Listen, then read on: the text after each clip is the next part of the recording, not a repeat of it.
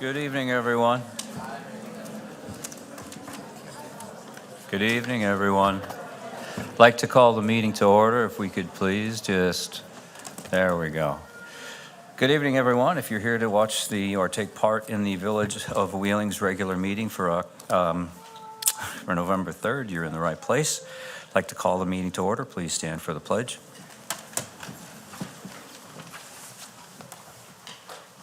I pledge allegiance to the flag of the United States of America and to the republic for which it stands, one nation, under God, indivisible, with liberty and justice for all.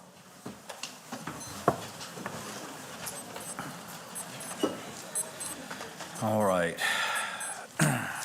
Deputy Hannaberry. Just get this organized here. Roll call, please. Okay. Trustee Kruger, Present. Trustee Lang, Here. Trustee Papantos, Present. Trustee Rufato, Here. Trustee Vito, Here. Trustee Vogel, Here. President Horker. Here. You have before you the minutes of the regular meeting of October 20th, 2025. I need a motion for their approval. So moved. Second. Motion, Trustee Papantos, second, Trustee Kruger. Roll call, please. Trustee Kruger, Yes. Trustee Lang, Yes. Trustee Papantos, Yes. Trustee Rufato, Yes. Trustee Vito, Yes. Trustee Vogel, Yes. President Horker. Yes. Mr. Spondilis, any changes to the agenda? Yes, I would like to ask for a motion to move item 13A to follow item 8 on tonight's agenda. We are proposing this adjustment in recognition of the significant community concern, particularly at the local level, regarding civil immigration enforcement in our area. Moving this item earlier in the meeting demonstrates our commitment to transparency, responsiveness, and community engagement. It ensures that the public has the opportunity to hear the resolution and the board's decision prior to the public comment period, allowing residents to provide more informed feedback if they wish to speak. While this is an unusual procedural modification, we believe it is both appropriate and necessary given the level of public interest and the importance of fostering meaningful participation in this discussion. After the resolution is presented, motioned, and acted upon, we will then proceed to citizen comment period, during which anyone may speak on this or any other matter.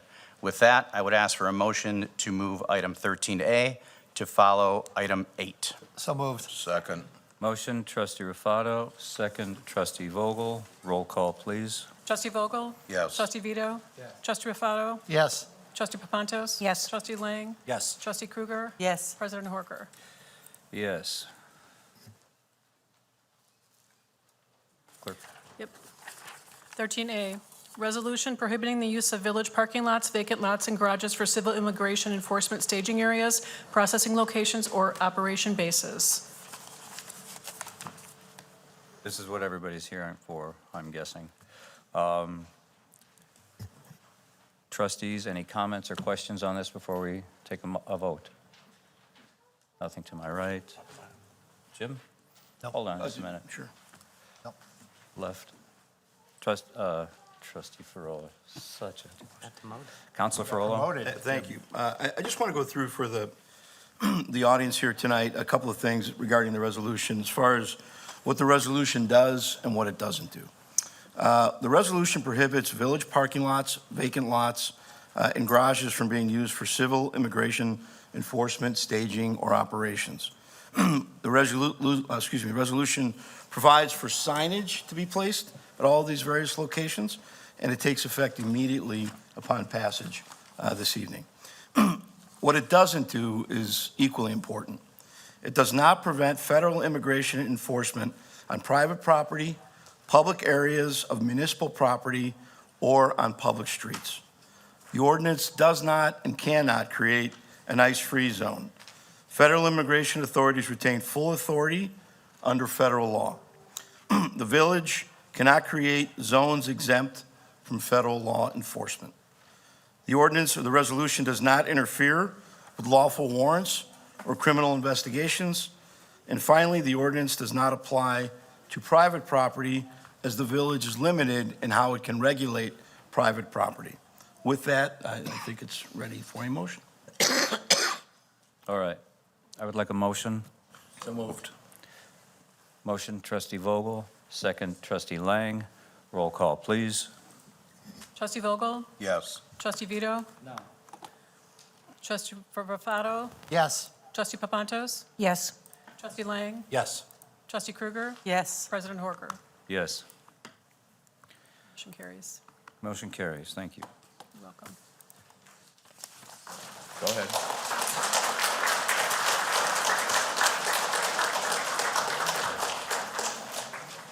Incidentally, you have all been very respectful through all of this. Thank you. Citizen concerns and comments. Yep. Members of the public may address the board with comments regarding issues relevant to village business. No citizen shall speak for more than 5 minutes without consent of the board. Members of the general public who wish to address the board must sign the request to speak form prior to the commencement of the public meeting. In just a moment, and just as a reminder, this is a time, this is how these are normally handled. This is a time for the citizens to make comments and express their concerns for the board to listen. Neither the board nor the staff will be answering questions or engaging in debate or discussion. Veronica Roman.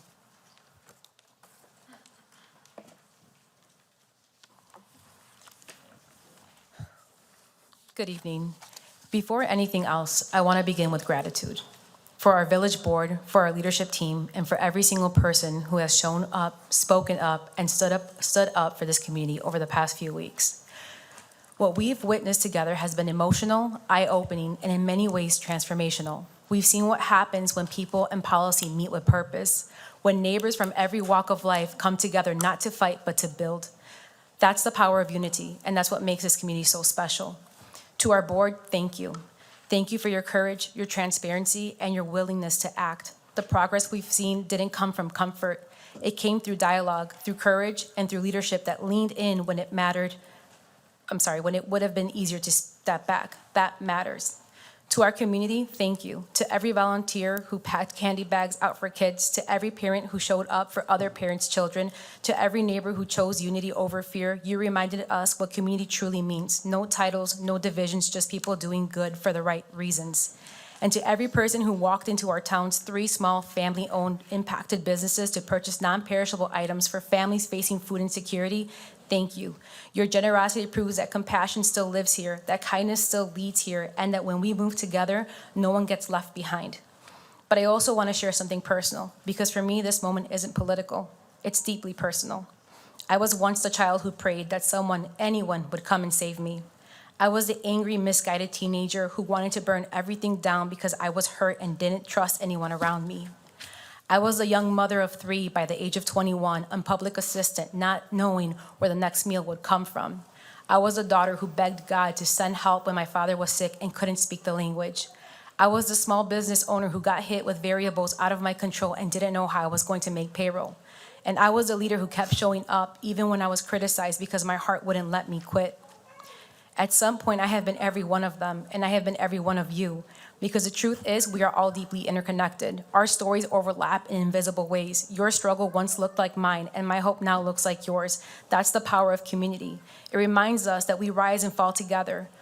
Who you see standing before you tonight is a woman shaped by complete strangers, people who showed love instead of judgment, mercy instead of criticism, grace when I didn't deserve it, and compassion when I didn't even know how to receive it. They believed I still deserved a chance at life, and that belief, that simple act of being seen, changed everything. That is what community does. That is what leadership looks like, and because of that, I made a sacred vow that I would never forget where I came from, here, Wheeling. And that's when it was my turn to serve, I would serve fully, faithfully, and with heart. That I would build bridges, not walls. That I would turn pain into purpose and purpose into progress. This right here is that moment.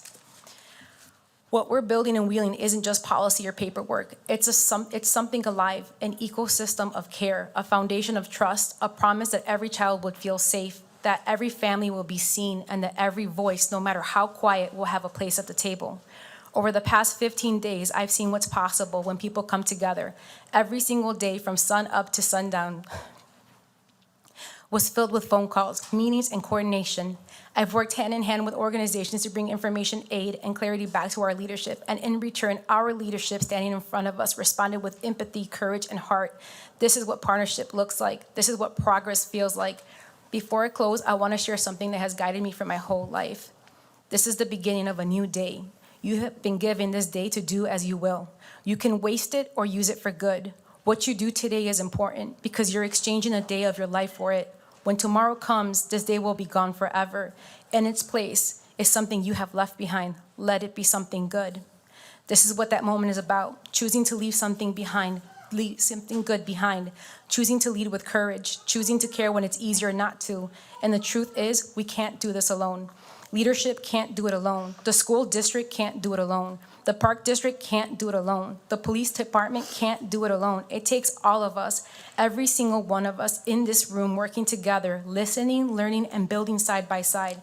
Because this isn't a one and done moment. The real work begins after tonight. We cannot lose sight of the bigger picture. And I want to take a moment to speak on behalf of my fellow leaders, our trustees, directors, officers, and staff, the ones behind the scenes fielding the calls, drafting plans, and carrying the weight of the responsibility. To our residents, I ask sincerely, please hold them to a realistic expectation. Understand that what we're facing is much bigger than what we see in this room tonight. The hardest days are still ahead, so we must keep showing up for one another long after the votes are casted and the papers are signed. Because when the dust settles, we must remember no one is coming to save us. The government isn't going to save us. We must save ourselves and each other. We must build the ecosystem that sustains our people, food, education, legal aid, business support, and trust. Because when the chaos fades and the agents leave, it will still be us and all the families whose worlds have been turned upside down. So let me be clear. I am not interested in Wheeling. I am 1,000% invested in it because this village, this community is my home, my heart, and my purpose. May I finish? I'm almost done. Progress isn't perfect. It's layered, emotional, and hard, but what matters most is that we're doing the hard things together. We're providing that leadership and community are not opposing forces. They are reflections of one another. And tonight, I stand here with nothing but gratitude for this board, for this village, and for the people who continue to believe that love, not fear, is the strongest force we have. Let's keep showing up, grounded, informed, united, and let's keep building the kind of Wheeling we can all be proud to call home. We are one voice, we are one mission, we are one Wheeling. Thank you.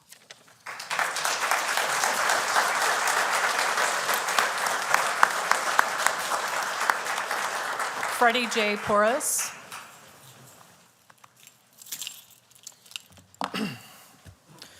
I had a different speech for today, but personal events to me, made me scrap that speech and rewrite a whole new speech from today, so I apologize in advance if I tend to ramble a little. Good evening, Mayor, trustees, and members of the Village Board. My name is Freddie J. Porras, and I am a resident and small business owner here in the Village of Wheeling. I appreciate the opportunity to speak before you tonight regarding the violations of our rights by ICE agents. Today, my rights were violated. As I entered the Wheeling Postal Office, I was unlawfully surrounded by several ICE vehicles, intimidated, harassed, and threatened with arrest. When asked for the legal justification, they conjured up a reason that I was following them and stalking them. At no point did I follow them too closely or physically interfere with their operations. It is not against the law to observe public law enforcement from a public viewpoint. This includes federal agents. I am a U.S. citizen who has followed the rules my entire life. I attended Twain, Frost, Whitman, Holmes, Wheeling High School. I got an economics degree from UIC. I started my own business here at Wheeling because I considered Wheeling my home, and I used to feel safe. That feeling of safety was shattered today. While my knowledge of the law and being a U.S. citizen helped me from getting disappeared, sadly, the same can't be said for others who have been detained. Parents, children, uncles, brothers, sisters. Donald J. Trump just said on television that ICE tactics where mothers have been tackled, tear gas used on Chicago residents, car windows smashed to grab drivers. He said verbatim, I think they haven't gone far enough. When will it be enough? When will we stand up to this authoritarian regime and start protecting our community? Today, my rights were violated. What stops ICE from violating them again? What stops them from violating yours or anyone else in the Wheeling community? While this ordinance is a step in the right direction, it is not enough to restore that feeling of security.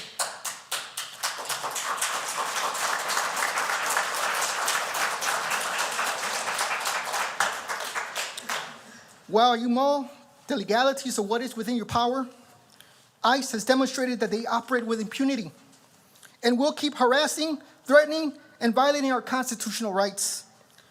As the leaders of this community, you already know what tools, resources, laws are at your disposal. I implore you to use them. Not tomorrow, not in a month, but today, because tomorrow may be too late.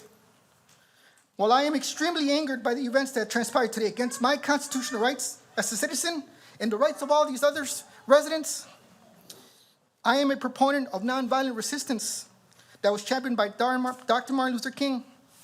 I will keep being vigilant of ICE in our community. I will follow what Governor Pritzker ordered to record their activities, and I will stand up to ICE when they are in violation of our constitutional rights or committing acts of injustice.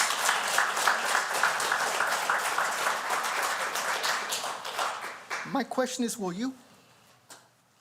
As the great Reverend Martin Luther King said, there comes a time when one must take a position that is neither safe, nor politic, nor popular, but he must take it because conscience tells him it is right. Thank you.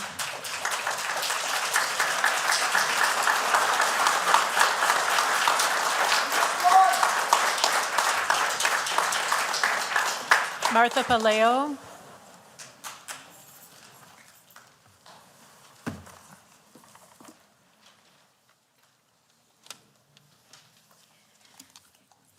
Good evening. My name is Martha Palayo, and I live here in Wheeling. My family and I are proud to be part of this community.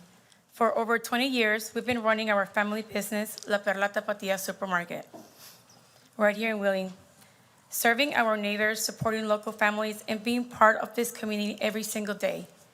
Because of them, we've been able to keep our doors open and still continue to serve the community that we love. We care deeply about the people we serve. We're committed to helping our neighbors in every way we can and standing by our community when it matters the most. We've seen the fear in people's faces. Parents are afraid to go out. Workers are afraid to drive and go to work. Many of our neighbors, especially our Hispanic families, have been living in fear. Our Hispanic community is hurting and feeling targeted with people being stopped or profiled for how they look. But this doesn't just affect one group. The heavy presence of ICE officials affects all of us. It creates fear and mistrust throughout our entire community. Families withdraw, children feel unsafe, businesses suffer, and the sense of unity and trust we built starts to fade. When people are afraid to go out, shop, or even attend events, everyone, neighbors, local businesses, and whole town feels the impact. In fact, on September 16th of this year, ICE officials were spotted in our own parking lot detaining and taking an individual. That heartbreaking moment was one of the reasons we started offering free grocery delivery services for families, so they can still get what they need without living in fear or leaving their homes. No one in our community should ever feel that way. It's not about politics, it's about protecting our community's peace and trust. When people feel safe to go to work, buy groceries, and take their kids to school without fear, or our whole town becomes stronger. No family should have to live in fear while going about their daily life. As a local resident and business owner, I want Wheeling to remain in a place where families feel safe, where businesses can thrive, and where we look out for one another. I truly believe that Wheeling is stronger when we stand together. Neighbors, families, businesses, community leaders, and those who serve to protect our community. When our community stands together, fear has no place here. Thank you to the Village Board and to everyone who made this meeting possible. Tonight, we're not just asking for change. We're standing for safety, unity, and dignity for every family that calls Wheeling home. Together, we can make sure fear never has a home in our community again.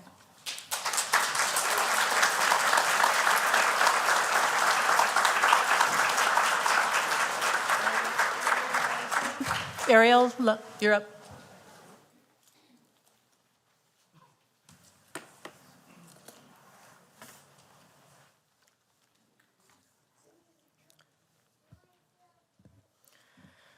Village President Horker and the Village Board, I want to thank you for your long-time distinguished service for the Village of Wheeling and for for your continued leadership during these past years.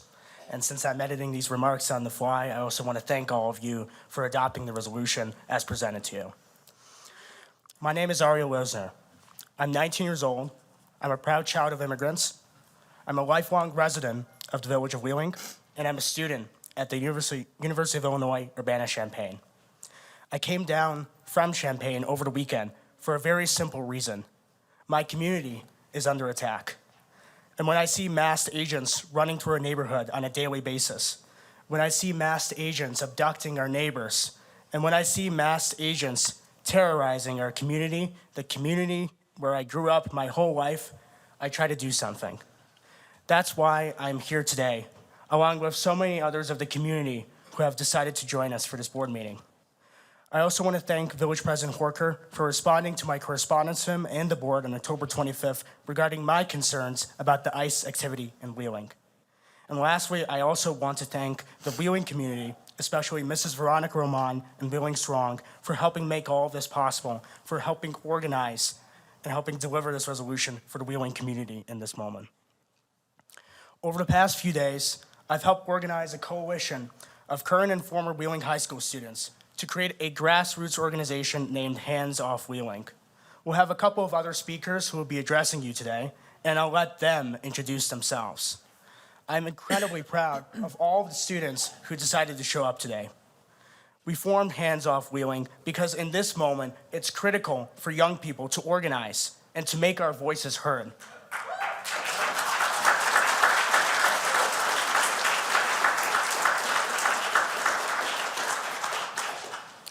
We formed Hands Off Wheeling to show that young people like me still believe in our founding ideals of liberty, of justice, and of democracy. And that young people like me are committed to the future of this municipality of Wheeling. And that young people like me do not ever intend to live under fear. This isn't about politics, as Veronica said, as Ms. Roman said. It's about safety.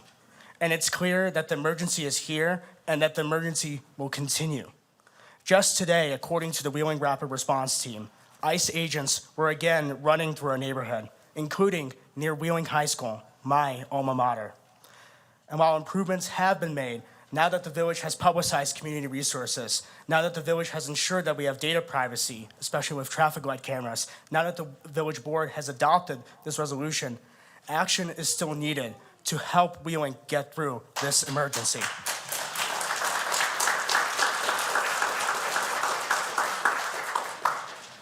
We, as Hands Off Wheeling, encourage you to continue working for the people of Wheeling, to continue to revolve around the community, and to continue to help make this right.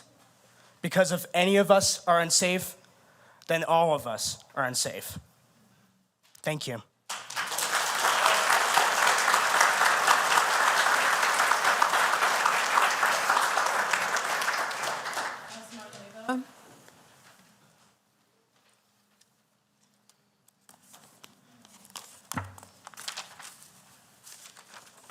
Good afternoon, esteemed members of the board.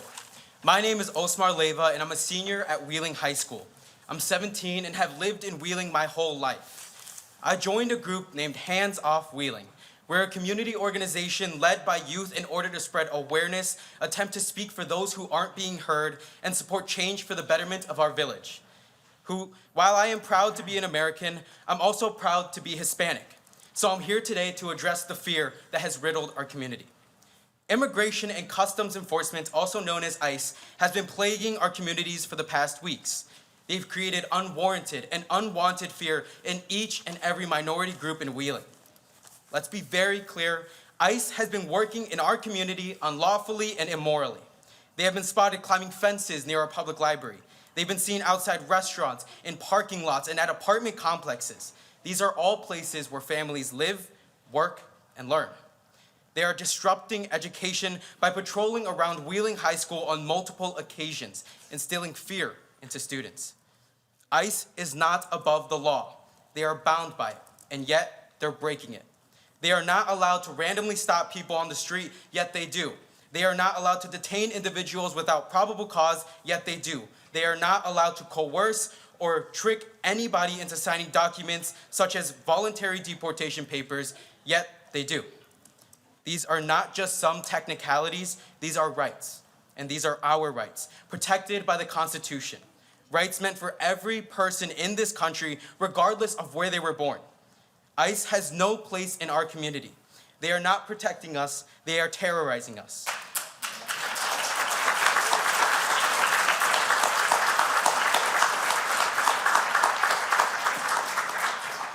They are targeting people of color, people with accents, and people who look like criminals. They are breaking up families, leaving single parents or even just children to provide for themselves. They're disrupting our classrooms, our workplaces, and most importantly, our sense of safety. We cannot and should not allow fear to become normalized. We cannot stand while families are being torn apart in broad daylight. And we cannot allow an agency to act above the law in the name of enforcement. We will also continue to affirm to ICE that our community is not a hunting ground. Our schools are not surveillance zones. Our libraries, our restaurants, and our homes are not open doors for intimidation. Again, thank you all the members of the board for your time and consideration, and thank you to all the community members here today who have showed up online or in person in support of the resolution. Thank you.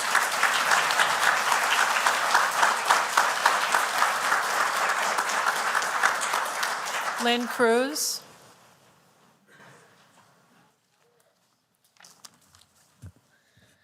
Good evening.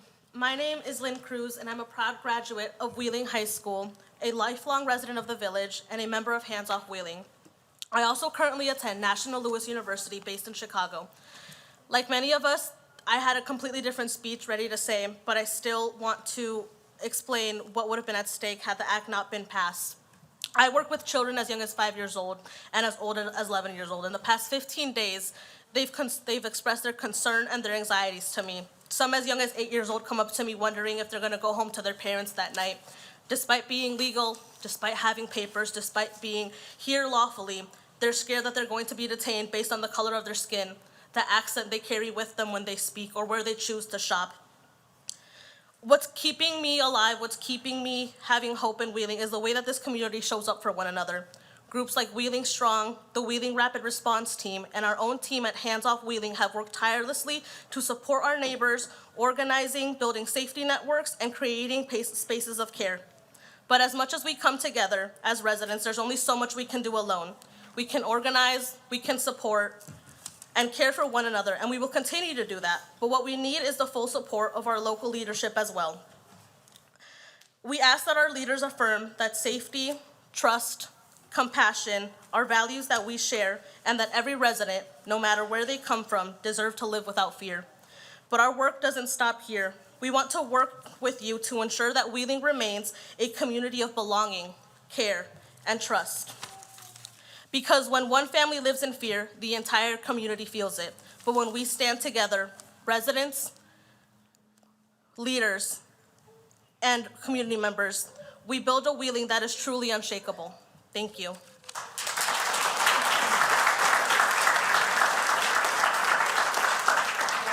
Aguilar? Did I pronounce that right? Yahir Aguilar? Was I close? Yes. Okay. Good evening, board members. Buenas tardes. Even in my own home, I feel disturbed and uneasy. I fear every day, hoping that I could see another one. My name is Yair Aguilar. I am a former student of Wheeling High School, and I'm now a commuter attending DePaul University, studying political science. I've lived in Wheeling my whole life, and in fact, I grew up in a heavily Hispanic and Latinx neighborhood. I've always thought of Wheeling as safe. We're gathered here because that is no longer the case. No one on American soil should fear for their lives.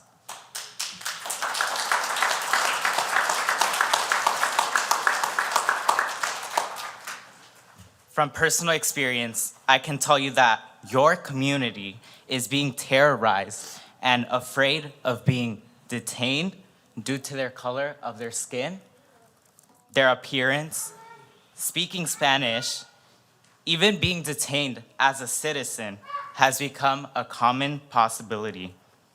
As someone who was born here and is documented, there's still a lot of uncertainty and stress about being detained. Federal agents are breaking federal law by not identifying themselves. Wow.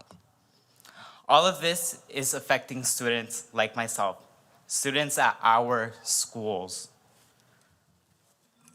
Why should we have to burden our students with this? Carrying a passport to school every single day? Carrying a whistle to school every single day? Our students' mental health is under attack. Students are discouraged to get involved in our community. Let's be clear, it's our community that is built on immigrants.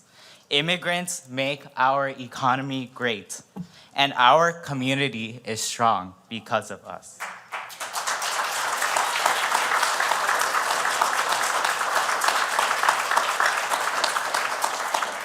Let's be clear, what immigration and customs enforcement officers are doing is disappearing our community members off of our streets.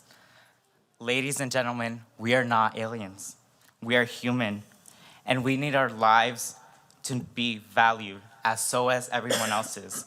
We need you to keep your promise. We need action. Thank you.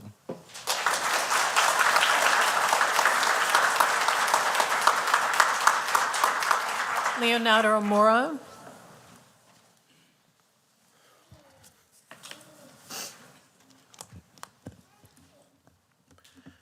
Good evening, Village President Horker, esteemed members of the board, fellow members of the Wheeling community, and my neighbors. My name is Leo Mora, and I'm a senior at Wheeling High School, and I want to talk about the disruptive actions of the customs and of the Immigration and Customs Enforcement, also known as ICE. But first, a little bit about me. I'm of Hispanic origin, and I recently turned 18 just last weekend. And when I woke up on that day, I did two things. First, I registered to vote, and secondly, I registered myself into the U.S. Selective Service.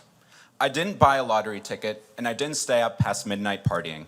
And that's because I understood the responsibilities that I have, not just as a new adult, but as an American. And as an American, my responsibility is to uphold its ideals, which ensure the equitable treatment of not just its citizens, but of all peoples. Currently, the very administration and federal law enforcement that put their right hands on Bibles and swore to uphold those same ideals are instead choosing to deny the people their fundamental rights.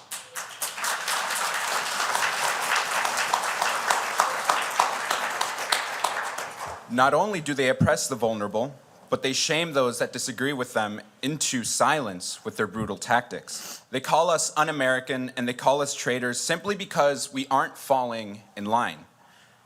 Simply because we disagree with the way that federal law enforcement is detaining not just non-citizens, but the very people born in this country that simply don't look the part.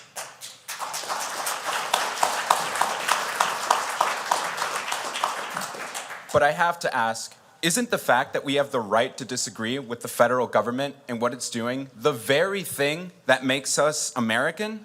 Since when have we ever had to stand idly by and let the federal government operate without any accountability? We've never had to, and we shouldn't start now.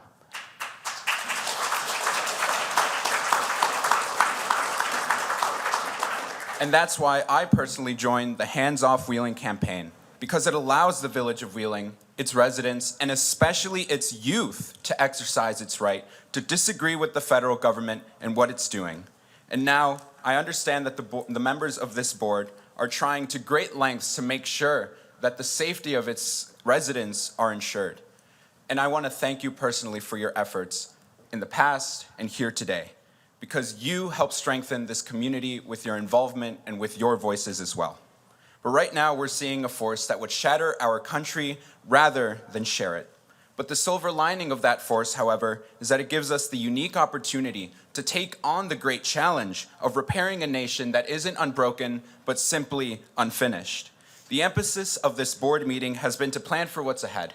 And while we have our eyes on the future, history has its eyes on us. The spirits of those who have fought to keep this nation together in the past are looking at us to see what our next move will be. And so, again, I want to thank the board for passing this resolution and prohibiting federal immigration enforcement from using public lots and other sorts of public lands to detain and to enforce, because that's what we should be doing. We should be holding the federal government accountable. And because out of all of the business being proposed here today, which one is going to be remembered 100 years down the line? It's this resolution and what it does here today, because it gives us the chance to preserve much more than our own community. It gives us the chance to help set the precedent that the most important thing we can do as Americans is take action when something isn't right. What we do in this life will echo an eternity. And I, for one, want eternity to echo the voices of unity and celebration once future steps are taken and once future legislation is put in place, instead of the cries heard on our streets as families are being split apart. And so again, I thank this board. I thank you for your time. May God bless you all. God bless the village of Wheeling, and may God bless the United States of America.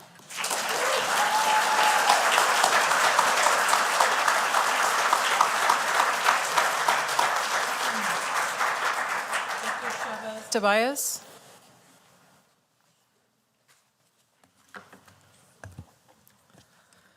Good evening, Village President Horker, Board of Trustees, and fellow community members. My name is Victor Chavez Tobias, a current senior here in Wheeling High School. And I don't consider myself a good public speaker, but this is something that cannot be ignored. All over the community, there has been a sense of fear of not knowing if you'll be stopped just because of the way you look.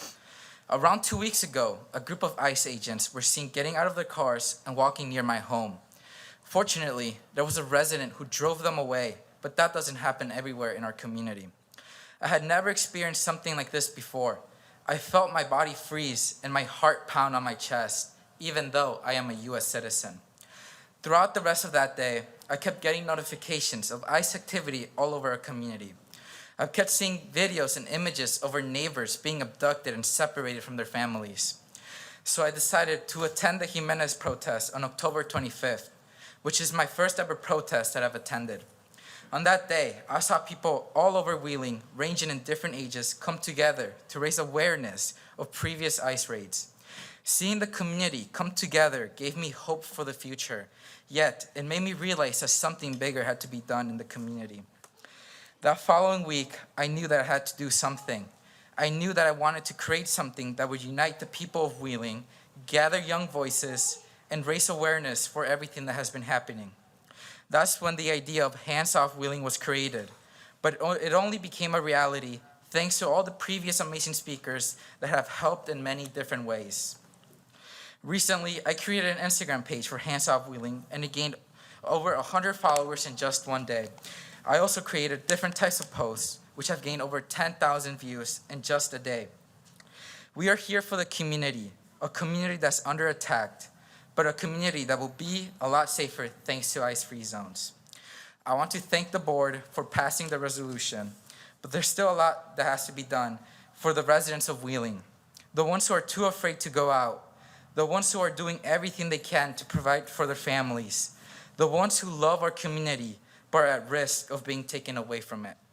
Thank you all for your time.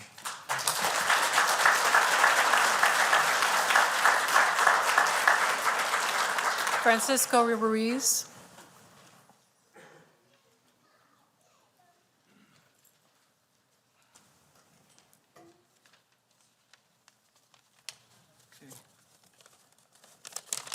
Good evening again. I'm going to start in Spanish, and if I don't finish it, somebody will probably use their time to finish it. But voy a empezar en español. Like I told you before, como les había dicho anteriormente, la ciudad de Wheeling, 55% de la población es población no blanca. 55% of the population in Wheeling is not of white ethnicity. 55%, 55%. Dicho esto, la semana pasada, buenas tardes, Junta Directiva, una vez más, mi nombre es Francisco Ruiz, Estuve aquí hace 2 semanas. Además de ser dueño de una propiedad en la ciudad de Wheeling y tener un negocio en la ciudad vecina de Prosper Heights, también soy pastor de Ministerio Siervo de Cristo Jesús en Arlington Heights, ya por 6 años. Pensando que tal vez al menos uno de ustedes confiese ser cristiano, creyendo en Jesús como 100% Dios y 100% hombre, quien fue tentado en todo pero sin pecado, quien vivió en carne y hueso la vida perfecta que usted y yo jamás podríamos vivir, todo para ser crucificado, derramando su preciosa sangre hasta su muerte, como el pago completo y perfecto por los pecados del mundo entero, quien al tercer día en gloria y poder resucitó de entre los muertos, creyendo que al menos alguno de ustedes cree que de tal manera amó Dios al mundo que dio a su Hijo unigénito para que todo aquel que en Él cree no se pierda, mas tenga vida eterna, ese mismo Dios que nos salvó del infierno por gracia mediante la fe en Él, al creer personalmente en Jesús como Dios y nuestro Salvador, ese mismo Dios, quien es amor perfecto y justicia perfecta, nos enseña en Deuteronomio 10:18, que Él es el quien defiende la causa de los huérfanos y de las viudas, y que ama al extranjero que reside entre nosotros, dándole alimento y vestido. En Deuteronomio 27:19 también nos dice, con una advertencia, maldito sea cualquiera que niegue la justicia debida al extranjero, al huérfano o a la viuda. Y todo aquel pueblo dice, amén. Dicho esto, la semana pasada solicitamos una orden que prohibía a las agencias federales de inmigración, incluyendo ICE, usar propiedades de la ciudad o que están bajo el control de la ciudad. Solicitamos que dicha orden permitiera a los propietarios privados o inquilinos voluntariamente optar por poner pancartas en ubicación que indique que la propiedad no está disponible para el uso de las autoridades federales de inmigración para tales operaciones de cumplimiento, a menos que se presente una orden válida. Mas, sin embargo, hoy escuchamos que eso no se va a llevar a cabo. Mi pregunta es ¿por qué esa orden, esa resolución que contiene ese factor clave, similar a la resolución que el alcalde Brendan Johnson de Chicago recientemente firmó, ¿por qué no se va a llevar a cabo? Si la ciudad de Chicago tiene más de 2 millones de personas que pueden ser afectadas, que no son blancas, y nosotros solamente somos 22,000 de 40,000, si la ciudad de Chicago tiene 100 veces más posibilidades de incidentes, y así pasaron la resolución para proteger a la ciudad y sus residentes de color, ¿por qué la ciudad de Wheeling no puede hacer lo mismo?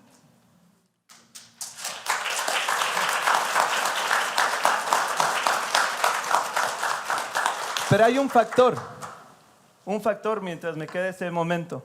Si vemos aquí la Junta, el presidente y toda la Junta, no hay ni un solo hispano.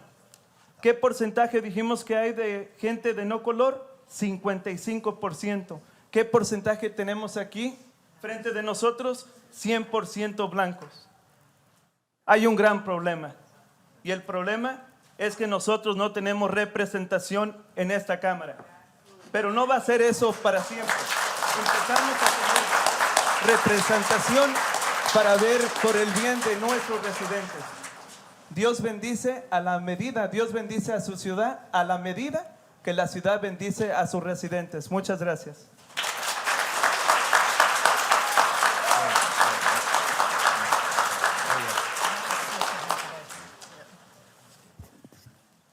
Before we call for the next speaker, I suppose I should have mentioned this up front.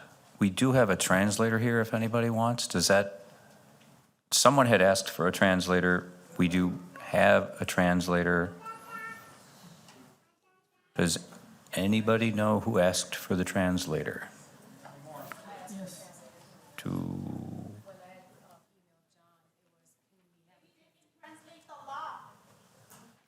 We actually have a translation of it available. So just for clarification purposes and not to get everybody wild up. Yeah, we're doing really good. Yeah, the reason why I'd asked for a translator, and it was later clarified, was just in case there was someone that could be able to speak Spanish and they could let the crowd know what was going on.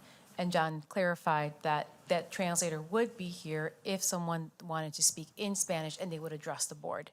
So that's the reason why the translator was requested, was because we were under the impression that this would be able to be I translated. just wanted to make into- sure everybody knew. Sure. Okay.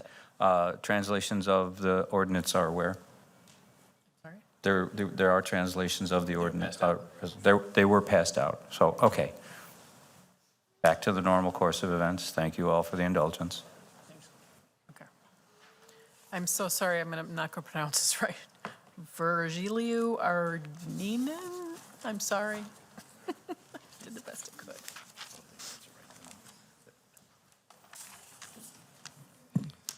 Good evening, Board. My name is Virgilio Arreguin. I will be translating for my brother, Francisco Ruiz. I was here at the last meeting 2 weeks ago. Other than being a property owner in the village of Wheeling, having a local business in the neighborhood town of Prospect Heights, I'm also a pastor of Servant of Christ Jesus Ministries out of Arlington Heights.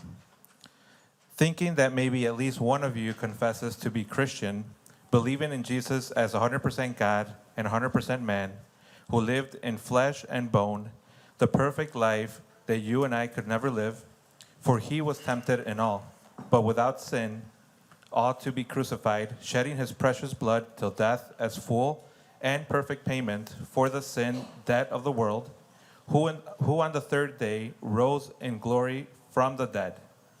Believing that at least one of you believes that God so loved the world that he gave his one and only Son, that whoever believes in him shall not perish, but have eternal life.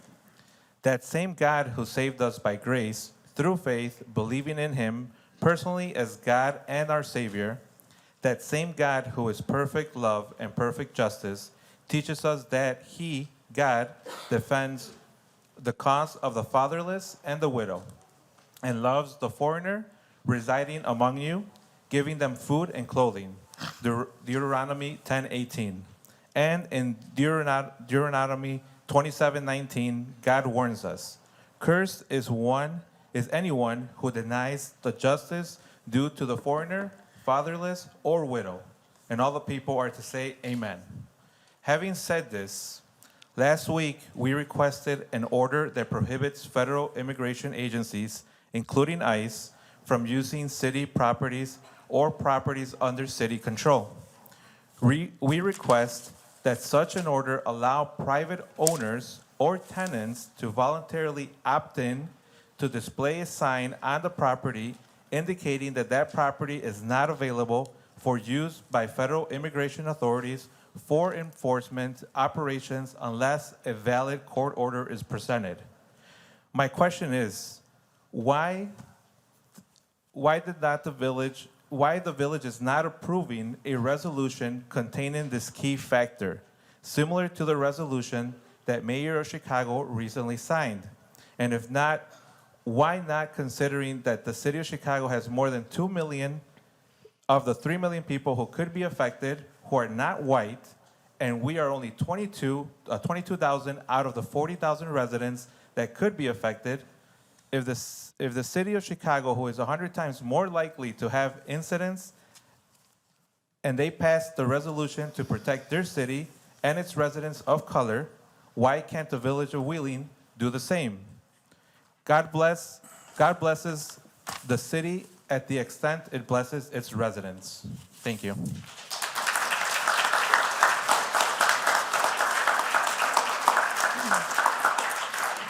Laura Rodriguez?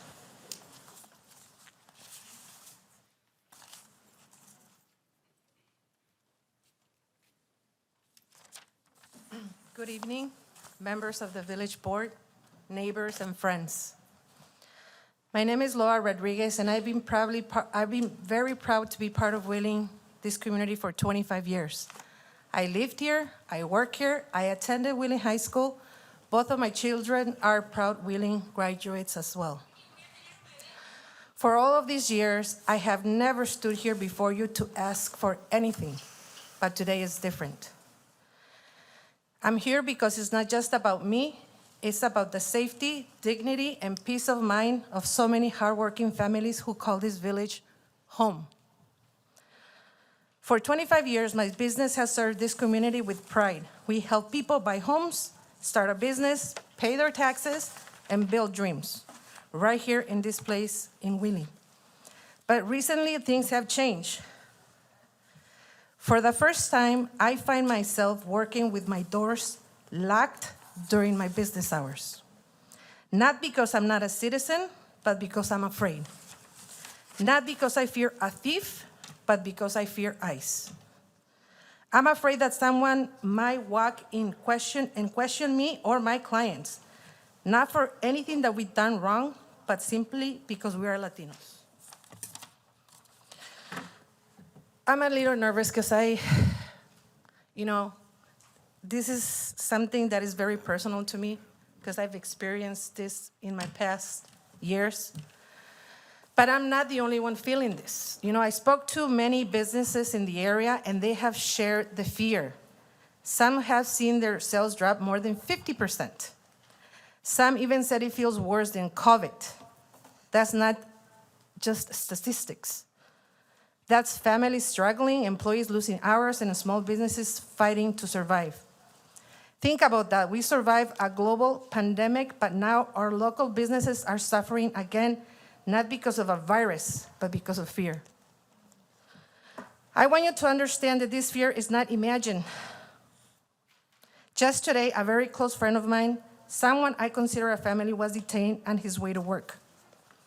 They stopped him as if they were police officers.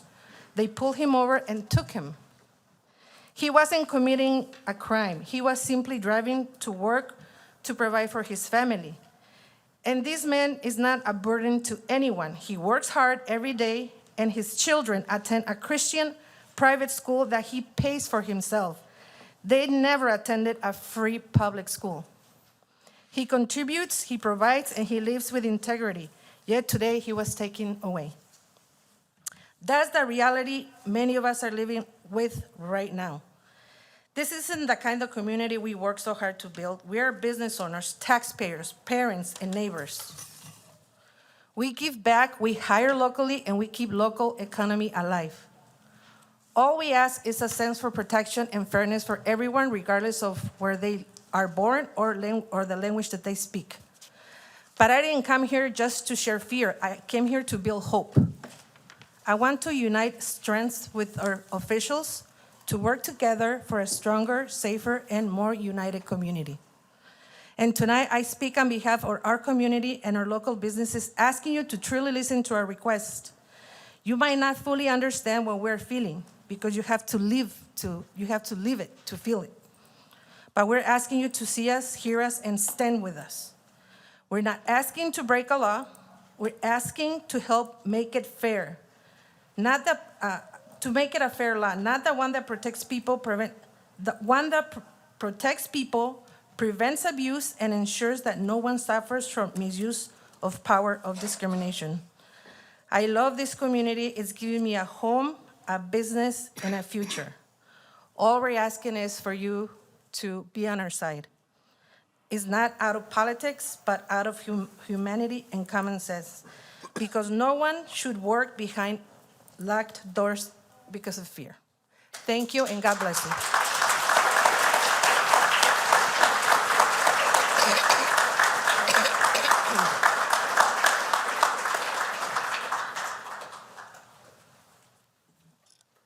Time to go.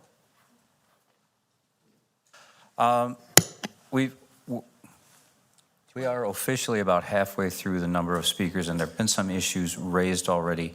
I'm not trying to keep anybody here longer than you absolutely need to be, but before we lose track of some of the questions that were asked, I'm going to break with normal protocol and hope that nobody calls me out on this in the future and I have to do it again.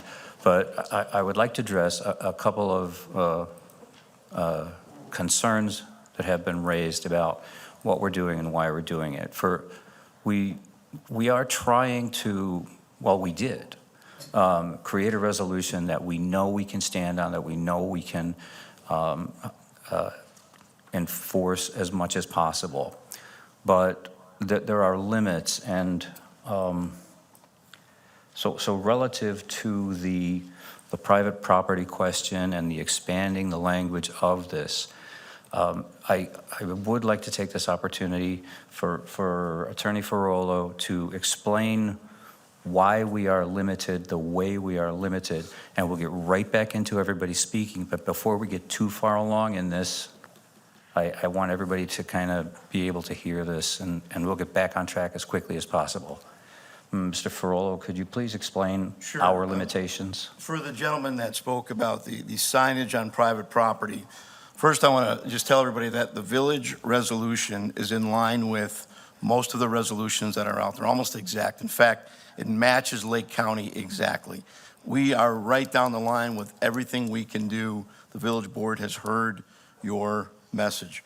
Relative to private property and the idea that Chicago allows people to opt in. There's no opt-in language in Chicago. What Chicago does is indicate they will print out signs for private property owners to use if they so choose to do that. Our resolution, let me state this differently. Private property owners have the right to restrict the use of their property and prevent ICE agents from using their property for staging, processing, just like we did tonight. All private property owners have that right in the village of Wheeling. So at this point, the village cannot regulate private property in that way. We can't force them to restrict their property in that way. We regulate private property through zoning. So with that, just like Chicago, private property owners that are watching this evening and understand this resolution, they can restrict their property in a similar way. Chicago does not have an opt-in. Chicago says we will print signs that you can use. That's the only difference. We are not restricting private property owners from taking the same action we are taking tonight. We, like them, are property owners, and we have restricted the use of our property. In fact, we have said federal agents cannot use our property for processing, for staging, related to federal immigration authority. So that's the difference. This resolution doesn't fall short at all. This resolution takes all the steps that can be taken by a municipality relative to restricting federal civil immigration activities. Can you translate what you just said? Because that information that you gave us regarding the private owner's rights, that is something that they need to know. Because that gives us that freedom to actually protect their property. Can you please repeat that? That is an excellent request. We're going to have to go through the whole thing again. Or We plan to publish some FAQs tomorrow morning, now that the resolution is passed, which will be in both English and Spanish. Can you just look at the number of people that are here? Can you please just use a translator to let them know this information that you gave us? Are you comfortable with that? Yeah, I'm comfortable, just he has to repeat it. Jim, can you kind of... So one more time. Brilliance, please. Can I I'll just take it sentence by sentence. can do simultaneous if you just. Just a technical issue first. She's saying she Clerk. can do I can do simultaneous. simultaneous. I just have to. Okay. Do you need to be by gentleman, by our village attorney? Okay. So she can just keep translating as he's going. Okay. Hi? It's our first time doing this. Little break. have it written, he was... Yeah, it's not Yeah, right. no, it's fine. I just need to hear Sure. him. Okay, I'm gonna speak at the same time you're speaking. Sure. Okay, go ahead. No, I'm okay. You sure? Okay, go ahead.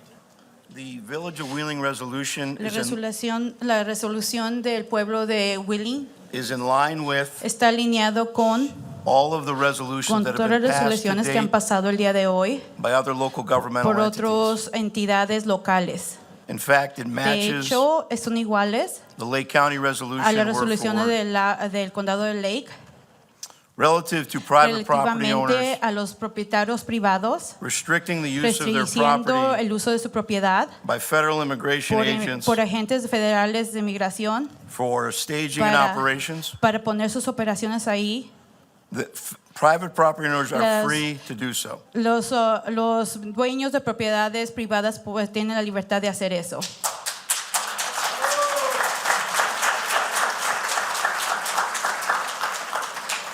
Just like the Village of Wheeling, Así como el pueblo de Wheeling, has restricted the use of its property ha restringido el uso de su propiedad by federal immigration por las authorities autoridades federales inmigrantes for staging para entablar operations las operaciones related to federal immigration relacionado con inmigración, operaciones migratorias enforcement. y el refuerzo de eso. Private property owners have the right to do the Lo- very same thing. Los propietarios privados tienen el derecho a hacer lo mismo.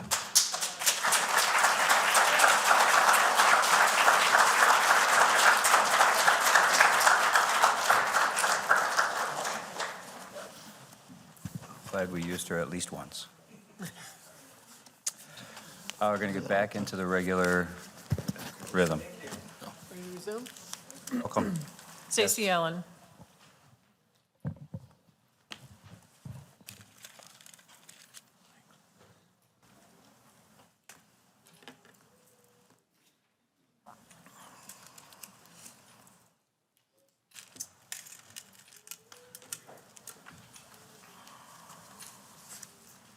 For your patience, I'm not as fast as I used to be. Good evening. My name is Stacey Allen. I'm a former Vice President of School District 21 School Board and currently serve as a Director on the Wheeling Chamber of Commerce Board. This actually began for me, although it feels like it just started, it began for me on a late afternoon in March when I got a frantic phone call from a District 21 teacher telling me that a young man that my children had gone to elementary school with, had gone to middle school with, had gone to high school with, went to work that day and had ICE agents waiting for him at his place of employment as a young man here on DACA. Within a few hours, Congressman Schneider's office, Tracy Katz-Muell's office, and Mary Beth Canty's office jumped in along with an organization up in Lake County called Mano a Mano to provide this family with as much support as they could to get their 24-year-old son out of an ICE detention camp in Indiana. For weeks, that family had no idea where that young man was, how to find him, how to track him, how to know if he was still alive. As a mother, I would never want to feel that way for my children.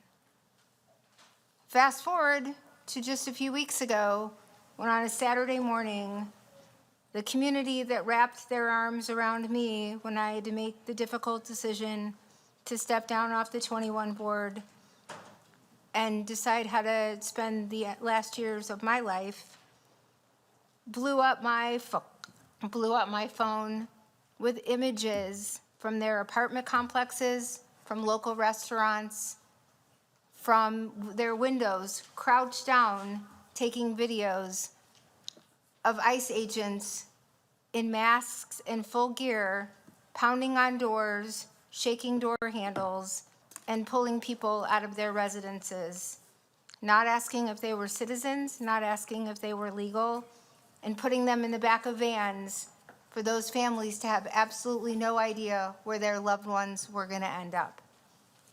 At that moment, my dear friends and fellow community members, Veronica Roman, Laura Rodriguez, and many other people pulled together because no one should be afraid to be in their home.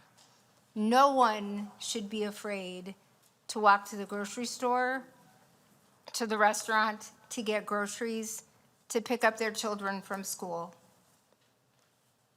After careful consideration about speaking this evening, I wanted to share a message. 25 years ago, I stood in front of the District 21 School Board and asked them for equal education for all students, no matter the color of their skin or their native language. This is a watershed moment here in Wheeling. By all of the people that you see standing here right now who don't want to be afraid anymore. They don't want to be afraid to take their kids to school. They don't want to be afraid to get groceries. They don't want to be afraid to walk outside. In my discussion with my own family, my children shared something with me that they hadn't shared before, which is, in case some of you didn't know, I am brown. My father was a Mexican, and I was raised most of my life knowing that I was different. My children shared with me that when I go to work every day and I get in my car, they're afraid that because of the color of my skin and the way that I look, that someone is going to grab me and take me away.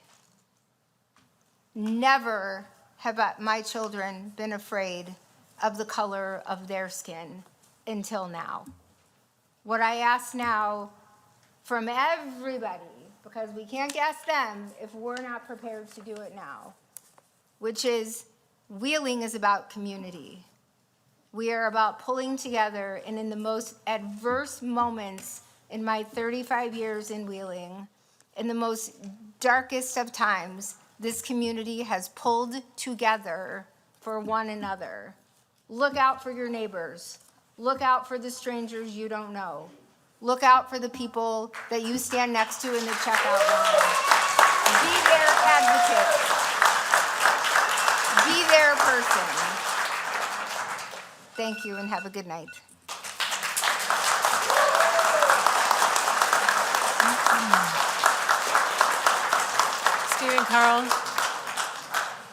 Stephen Carl.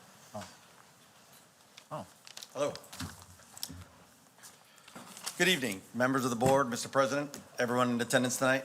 My name is Stephen Carl. I'm a resident of Wheeling, and I want to speak about something that's deeply concerning to me and many others in this community. The growing presence and behavior of federal immigration agents operating within our village and a lack of visible response or accountability from our own police department. What I experienced today wasn't an isolated incident.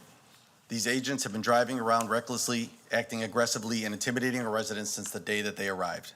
This is ongoing and it is escalating. Earlier today, I personally witnessed one of many examples.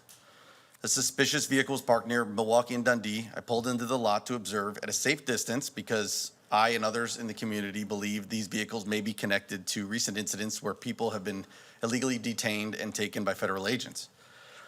When the vehicle noticed it was being observed, it relocated, pulling behind the Wheeling Police Department, which I found concerning in itself. Another concerned resident who was observing, again from a very safe distance, continued to follow about 200, 250 feet back, taking every precaution not to interfere or impede in any way. Suddenly, a white Dodge Durango, later to be determined to be connected to these agents, began tailgating me dangerously close, accelerated, pulled up alongside of me, swerved towards me, tried to drive me off the road, sped ahead of me, cut directly in front of me, and locked up the brakes, obviously hoping that I would rear end it, so they could accuse me of impeding in their operation. No lights, no sirens, no markings, just reckless, aggressive driving and that endangered everyone around us. And here's the part that truly shows their disregard for the safety. The Durango didn't just drive off. It sat in the eastbound lane of Dundee Road during morning rush hour traffic, completely blocking one of the lanes. Not a turn lane, not the center lane. It just sat there playing games while cars piled up by Milwaukee Road, honking to horns. It stayed there for minutes, not seconds, before finally making a U-turn in the middle of Dundee Road and taking off westbound. Meanwhile, the original vehicle that was being observed had already made its U-turn and taken off eastbound. Later, I learned that these individuals pulled over the other concerned resident that was apparently this gentleman right here, as I learned in this meeting.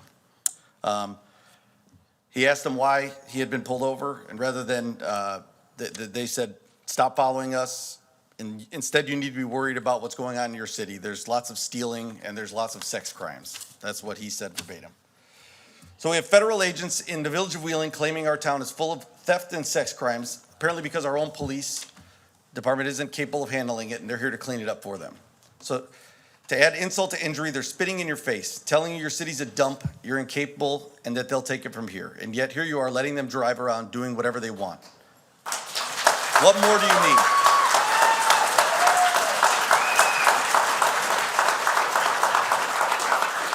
These agents have been swerving at citizens, blocking lanes, breaking every traffic law imaginable, and our police department is nowhere to be found. So my question to the board, to this village president, our leadership is simple. What are we going to do about that? Where's the accountability? Where's the coordination? Who is making sure our residents are protected? Not just from crime, but from reckless, unmarked vehicles terrorizing people on our streets. Now, I already know the easy answer is going to be they're federal agents and we're not allowed to interfere in their operations. And I understand there are legal boundaries.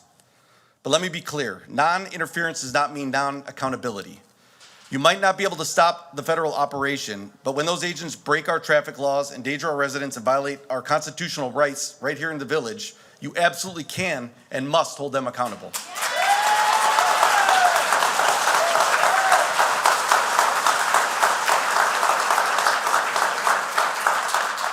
You don't look the other way. You don't make life easy for them. You enforce the law where you can. You document, you cite, and you protect the community. You swore an oath to uphold the law, not selectively enforced it based on who's behind the wheel. These agents are violating that oath right in front of you, and you're doing nothing about it. Listen, I truly hope to God the Wheeling Police Department does not support these agents and what they're doing. I want to believe our officers are better than that. But if they do support that, if they share in this mission, then they're crossing the line, because even if they agree with these agents, they are not allowed to ignore what's happening on our roads. Federal agents do not have immunity in the village of Wheeling. They don't get to ignore traffic laws or act above the law. If I can't drive like that, you can't drive like that, then neither can they. So I'm asking this board,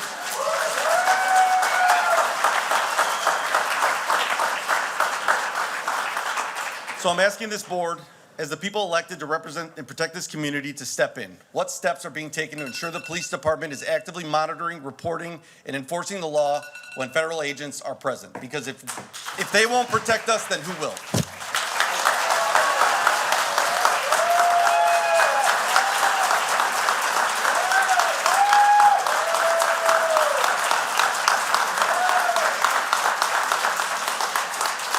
Tom Devitt. Yeah.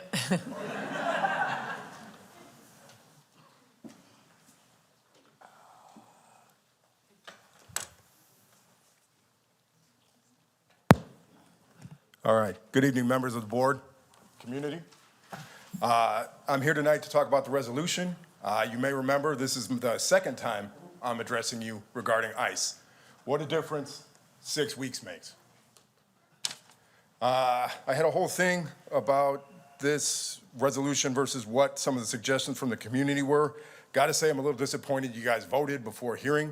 But anybody who didn't see the proposals from the community, I'm hoping Hands Off and Wheeling Strong can publicize that online to see what people were pushing for, but also appreciate the clarification from the lawyer. So thank you for passing this resolution. It's greatly appreciated by the community and a huge step toward responsive leadership that listens to the people. I look forward to many more community-driven resolutions, ordinances, and statements. May I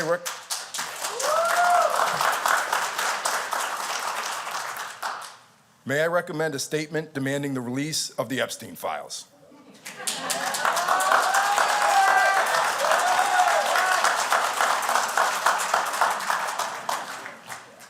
They liked it. All right, I'm not just addressing you in your official roles, but also in your roles as residents and neighbors. And by extension, I'm addressing the 40,000 people you represent, again, as neighbors and residents. The tools of the federal administration are hate and division. We are responding with community, solidarity, and love. We are coming together as a community.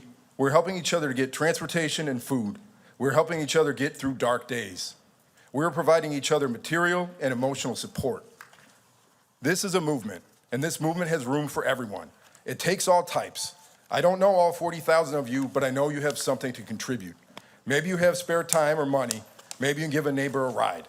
Maybe you can join one of these great orgs that are coming together so quickly. Maybe you have an idea to strengthen our community that no one has thought of yet. Share and talk to your neighbors. The best way through this is to know your neighbors and then know their friends and their family. It's been said that the greatest trick that the devil ever played was to convince humanity that he doesn't exist. The greatest trick that politicians have ever played was convincing us that politics is limited to voting. Politics is more than voting local in odd years and federal in even years. Politics is every day. Politics is every dollar you earn and every dollar you spend. Politics is the way we treat our neighbors, especially the ones we see as opponents because they choose differently in the false choice between red team and blue team. So to all the residents of Wheeling, you are warmly invited to join the movement. It takes all types and you will make us stronger. Get in where you fit in. Freddie, hate to do it, but I'm also going to quote Dr. Martin Luther King Jr., but it's a little different. And this one really fits the moment. And this is from letter from a Birmingham jail, if you want the full context. I know he's often quoted without context. I highly recommend that essay, and even better, the book, Why We Can't Wait. Dr. King is talking about how the greatest obstacle to the civil rights movement was white moderates. Quote, the white moderate who is more devoted to order than to justice, who prefers a negative peace, which is the absence of tension, to a positive peace, which is the presence of justice.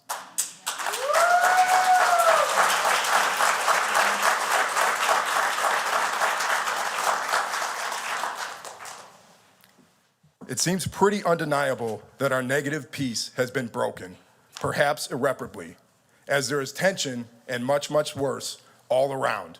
Please join us in building a positive peace that strives toward justice. Thank you.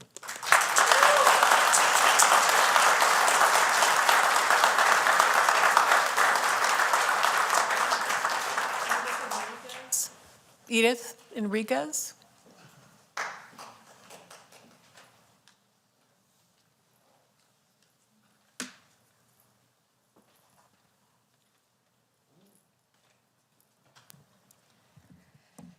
Members of the board, I'd like to start off by thanking all of you. Thank you for your willingness to listen and understand where our concerns stem from and why it is our priority to get issues resolved. Thank you for helping and creating a resolution for property owners to have the right to prohibit ICE from using the space. It is greatly appreciated by all of us. My name is Edith Enriquez. I'm a 20-year-old soccer coach and a proud resident of Wheeling. I've lived here my whole life and take a lot of pride in being a resident of this beautiful community. I attended Tarkington, London, MacArthur, and Wheeling High School. I chose to attend Morton College in Cicero, another densely Hispanic city that by just being there helped amplify my pride in being from Wheeling, our beautiful community. One of the things that I take most pride in about being from Wheeling is its safety, until it is no longer safe for our children and our families. Our children are being terrorized. They are forced to witness people being kidnapped on their way to school or as they arrive back to the place they know as home. I've spent the last few weeks picking up kids from their homes, driving them to school, dropping them off back at home, and that's just to give them and their hardworking parents some peace of mind. I find myself running errands.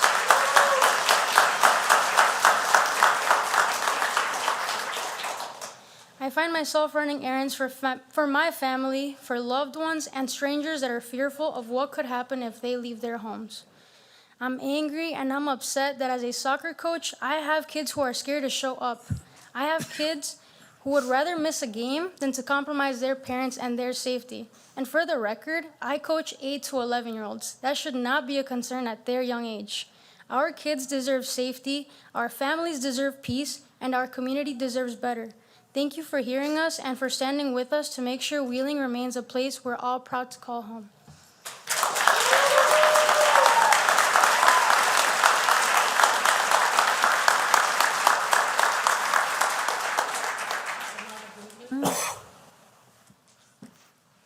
Ilana Guzman.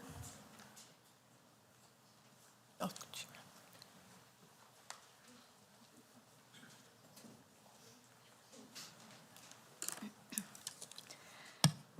Good evening, members of the board and fellow residents. My name is Ileana Guzman, and I have the privilege of calling Wheeling my home for more than 20 years. As a proud mother, Hispanic mother of 3, I am deeply invested in the well-being, safety, and the unity of our community. Before I begin, I do want to take a moment to recognize the incredible efforts of every single person here. Over the past 2 weeks, we've witnessed something truly beautiful, our community coming together, working hand in hand, and showing what's possible when we stand united. It's a reminder of strength, compassion, and resilience that make Wheeling such a special place to live. It is an honor to be a part of such an inspiring community, and that is why I stand here before you tonight. But I want to be clear, we should not have to stand here tonight asking for basic human rights. Safety, dignity, and respect are not privileges. They are the foundation of a thriving community. Every resident, regardless of their background, deserves to feel protected, valued, and heard. There is still so much work ahead of us, but I firmly believe that when we work together, when we listen to one another, and when we raise our voices with purpose, we can make real and lasting change. Now more than ever, we must choose unity over division and hope over hesitation.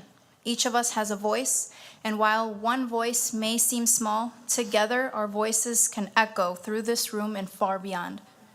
Together, we can make a world of a difference. It's time to restore security, safety, and trust in our neighborhoods, specifically for our children, our families, and for the generations to come.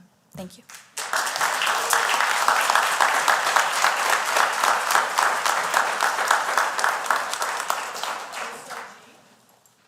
Missa G.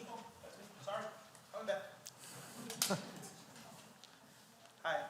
So, first of all, thank you. 2 weeks ago, I stood in front of you and I reminded you of who I am, what this community is about. And I had written this, what I thought was almost a perfect speech, right, to deliver to you guys.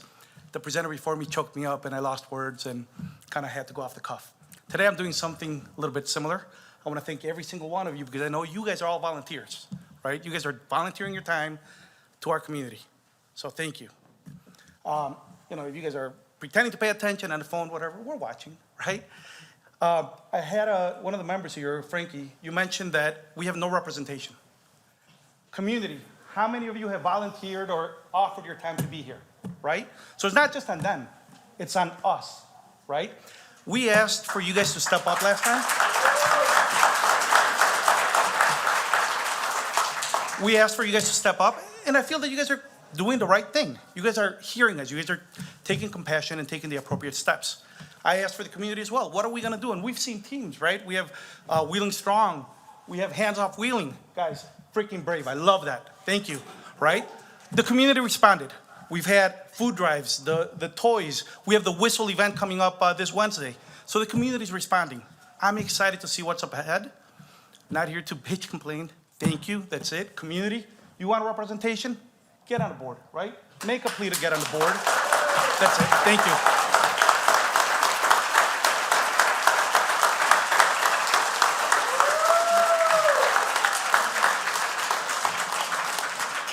Edie Kluger. Edie.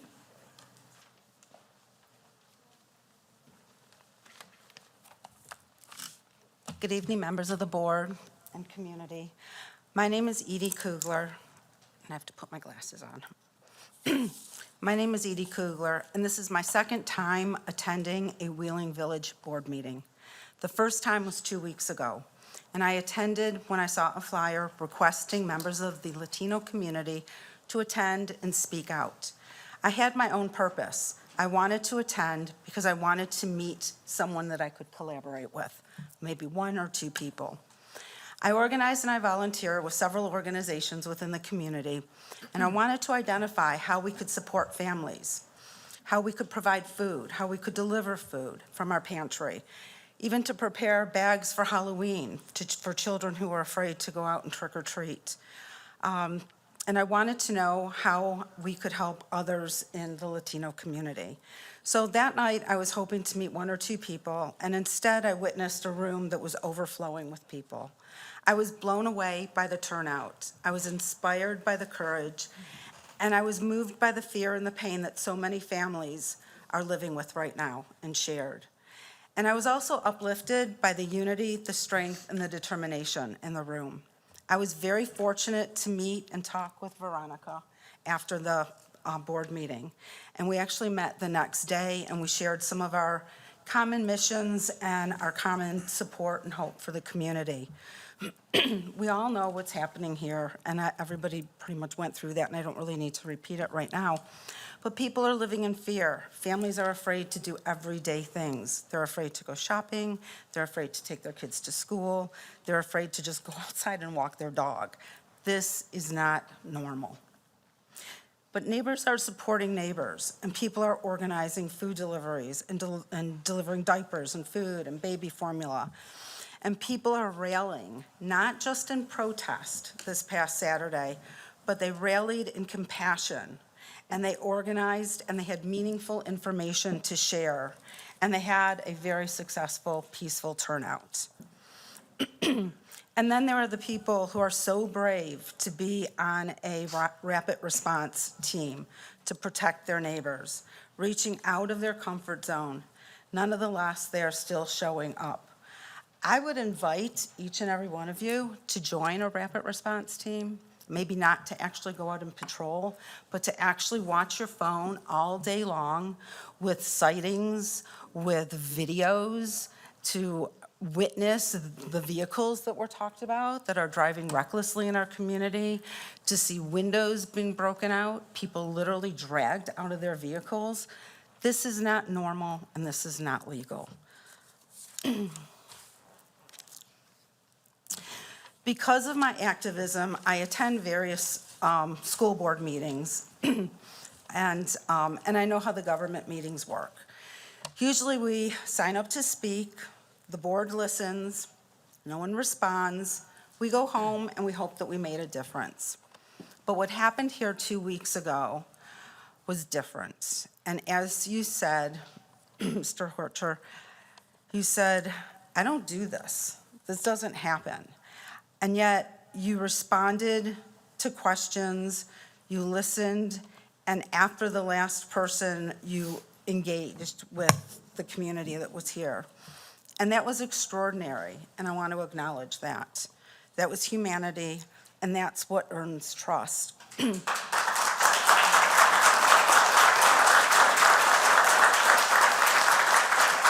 I read Veronica's summary of the notes, what has been accomplished, and much has been accomplished in these past 2 weeks with the help of community members and with the help of the board. Please continue to meet with residents. It's essential for this board to continue to have hands-on involvement with this community, because when a community stands together, we are stronger than fear. We are stronger than intimidation, and we are stronger than ICE. And I want to lift up something really important. It took one woman reaching out that sparked all of this. One voice that said, let's move together. One act of courage that became a ripple, and it's now a wave of community strength. We build safety together, we build community together and trust together. And to the board, I want to thank you for listening, for engaging, and for supporting this community.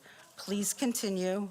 We are here, we are working, and we welcome you walking alongside of us with your sleeves rolled up and your voices loud. Thank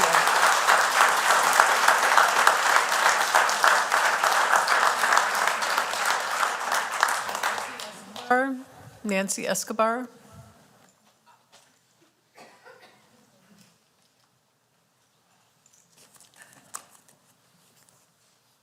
Hello, everyone. My name is Nancy Escobar. Thank you all for coming here tonight. I'm going to speak from the heart today, so my apologies if I speak very fast. I want to say thank you all for being here tonight. It means a lot knowing that we have people who want to support us and support our community. I've been here my whole life, 25 years. I went to Walt Whitman, I went to Holmes Middle School, and I graduated Wheeling High School in honors. I am a first-generation student who went to Illinois Wesleyan, got a bachelor's in economics, and I'm currently working at National Louis. Wheeling has such a special place in my heart, and I know it does for you guys because you guys are here right now. My mother did not face discrimination, racism, she did not go through all these problems just for me to also be facing them currently right now. I was born here again. I speak English, I speak Spanish, but just because of the color of my skin, my facial features, I can be profiled, I can be detained, and I can be abducted by these people that can't even look at them in the eyes because of their coverings. I would like to thank everyone in our community right now who have set organizations, who have reached out via social media, and I really hope change can be made. And I encourage you all to attend the community events that we have, even if that's following an Instagram page or commenting, liking, reposting. All of that is seen and all of that is recognized. I never thought I would be here today and speak against all of this, which is crazy because I think a lot of us can say we never thought we were going to be here protesting or advocating for our basic human rights. But again, we all appreciate the hard work you guys are putting in. I see it, I recognize it, and it makes me fall in love with Wheeling all over again and know that together we are stronger. And I just hope that after this meeting we can all take away a little piece of everything. And I want you guys to also recognize that right now you may be wearing a bracelet or wearing a necklace, but some of us are wearing whistles. I have my whistle right now, so instead of wearing my nice jewelry, I have to wear a whistle where I go so I can make sure my neighbors, my family members are safe. Thank you. I hope you guys have a good night.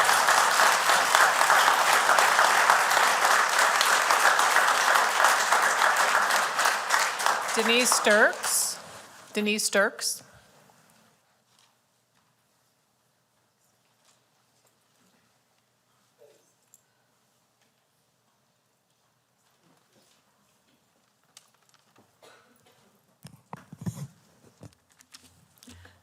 Good evening, board. Good evening, neighbors and friends. I, like many other people here tonight, had remarks for an agenda item that was going to be in a different order. So I'm going to talk a little bit off the top of my head and from my heart. My name is Denise Sturks. I'm a current resident of the village of Wheeling and have been since August of 1991. I've raised 2 children. Both of them are alums of Robert Frost, Holmes Middle School, and Wheeling High School. I have never been so proud to be a citizen of Wheeling, Illinois, as I am tonight, for 2 real reasons. One, and primarily all of you, I have always felt Wheeling is a special place. I've always felt it is an amazing community that has so much to offer. And that comes from you guys. It comes from our community. The strength of our businesses, the strength of our recreation, the strength of our schools, friends, and family. This is what we need to protect. We need to do it lawfully because at the foundation of our government and our country, there's a social contract between the elected officials and the citizens to create a society that protects individual rights and liberties via the rule of law. The recent Immigration and Customs Enforcement Agency's activity in Wheeling violate the social contract, and in a lot of ways, a lot of laws and regulations. Not to mention are perpetrated by bullies, are illegal, are designed specifically to create fear, terror, to shut down businesses, to give the excuse to continue the bullying.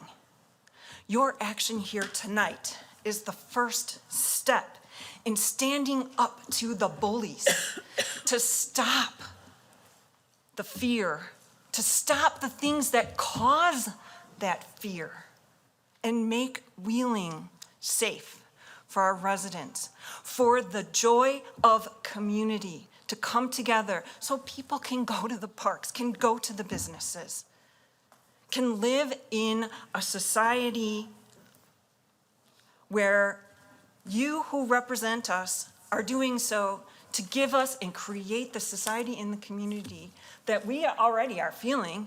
And I stand with my neighbors and my community members and thank you for moving this agenda item up, for the unanimous vote to approve the prohibition and use of village parking lots, vacant lots, garages, civil immigration, for civil immigration enforcement and staging areas, processing locations or operations bases.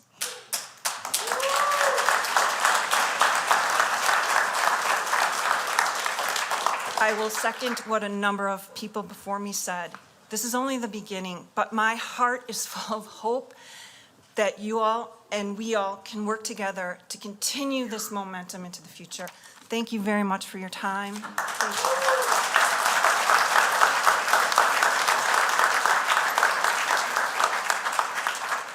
I'm sorry, I can't read the handwriting of the first name. The last name is Adamic.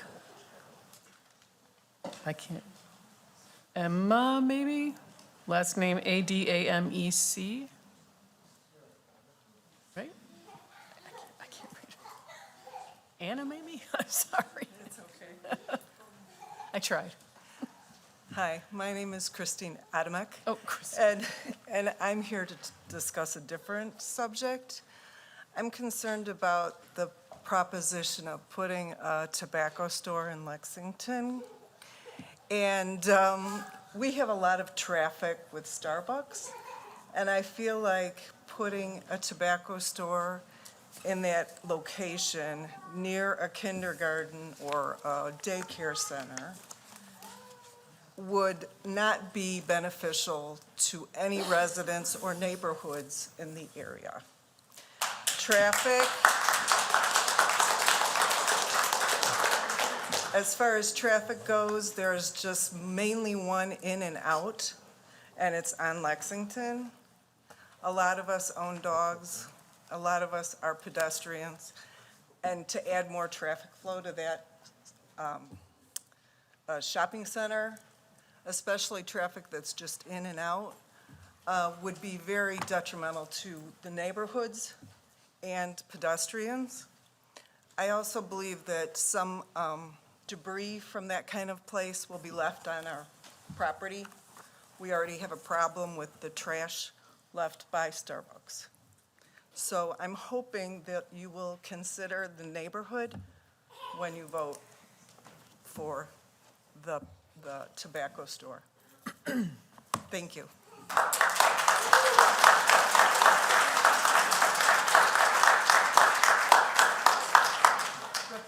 Ron? Good evening, fellow board members and community. I don't have anything written because I am going to speak from the heart. First, I want to thank the entire community that's standing here. I'm standing here for people that cannot stand here themselves. I run a community of over 400 homes, and 4 years ago, I became that property manager. There was a lot of bad stuff going on in there, shootings and gangs, and 4 years ago it was really, really bad. Now it's not. Police has not come over there. 95% of my community is Hispanic. I feel like ICE is not doing what they're supposed to. I feel like the community, when I called the cops on those gangbangers that were shooting, the cops would come over, grab the bad people, take them to jail, and you guys are letting the bad people back in our community and letting them do whatever they want. They're kidnapping people, they're beating people up, kids are not going to school. I don't like to see parents and kids hiding behind bushes because they're afraid of ICE walking to the bus stop. I don't like kids not going to school because they're afraid their parents can't take them to school. I also do grocery runs. I also do pickups at schools. I pick up parents hiding in 7-Eleven bathrooms. And I feel like we need to do something as a community. There's a lot of us and that can stand up for people that cannot stand up for themselves. Veronica, Jen, amazing people. Thank you so much for all you do with that rapid response. We have to stick together.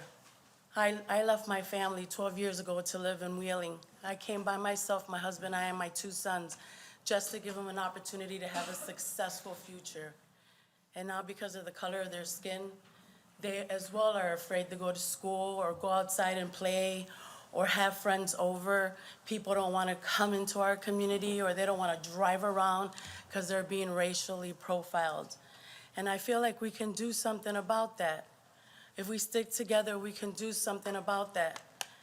I need to understand what we can do as a community to make sure that we are not being racially profiled.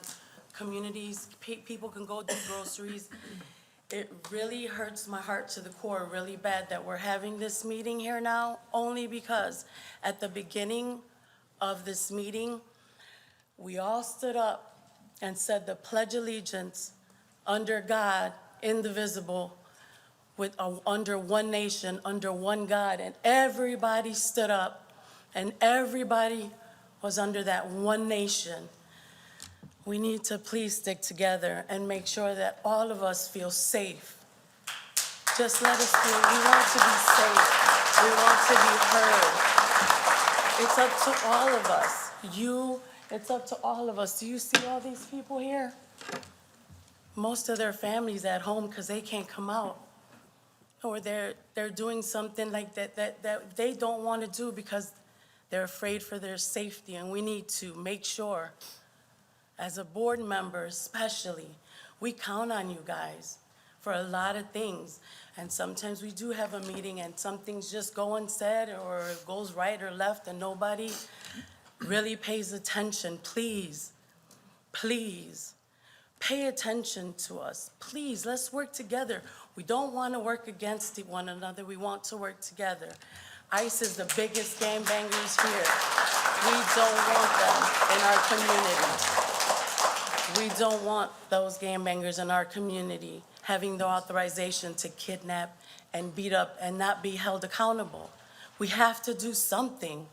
There's got to be something done. And if we stick together, we can make it happen. Thank you.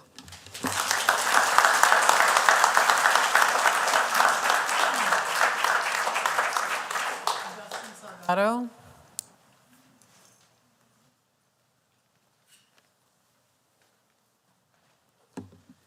Good evening, esteemed members of the Wheeling Village Board, village staff, and community. Buenas tardes todos. My name is Agustin Salgado, and I stand before you today as a proud member of this vibrant community, one that has welcomed families from every corner of the world, including my own.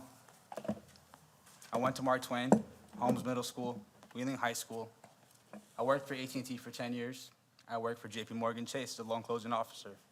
I'm a licensed basketball official in the state of Illinois. I've lived in Dallas, Texas, New Orleans, Louisiana, Los Angeles, California, Tucson, Arizona, and I still select Wheeling, Illinois over all of those cities. I love Wheeling. First and foremost, I want to extend my deepest gratitude to the Wheeling Village Hall for providing this platform. Thank you. In a time when conversations about immigration and public safety can feel divisive, your willingness to open these doors for open dialogue is a beacon of true leadership. Thank you for listening, not just to the voices in this room, but to the hopes and fears of family across our village. You've created a space where we can discuss tough issues like the proposed use of village property by ICE, and for that, we are profoundly grateful. Tonight, I thank you for voting no on allowing ICE to utilize any village property for detention or enforcement activities. This isn't about turning a blind eye to the law. It's about prioritizing the humanity and safety of our neighbors. In Wheeling, immigration isn't an abstract policy debate. It's the story of our streets, our schools, and our shared future. By saying no to this proposal, we would have been sending a clear message. Our community will not be a staging ground for fear. Instead, we'll continue to build bridges that make every family, regardless of status, feel secure in their homes, workplaces, and places of worship. Let me take a moment to reflect on the incredible work that's already brought us to this point. Over the past couple of weeks, our community has rallied in ways that embody the very best of Wheeling's spirit.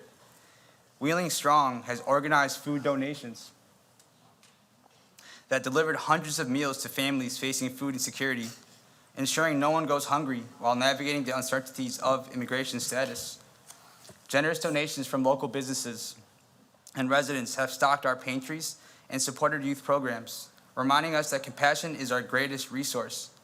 And let's not forget the Wheeling Police Department. Your officers have gone above and beyond, partnering with Wheeling Strong to build trust within our community outreach and non-enforcement policies. This collaboration has made our streets safer for everyone, proving that empathy and enforcement can coexist without putting us against one another. I'm also heartened by the proactive steps from the Wheeling Social Services. By adding essential resources to their website, everything from legal aid hotlines to mental health support tailored for immigrant families. You've made it easier for people to access the help they need without the dread of exposure. These aren't just programs, they're lifelines that affirm our commitment to equity.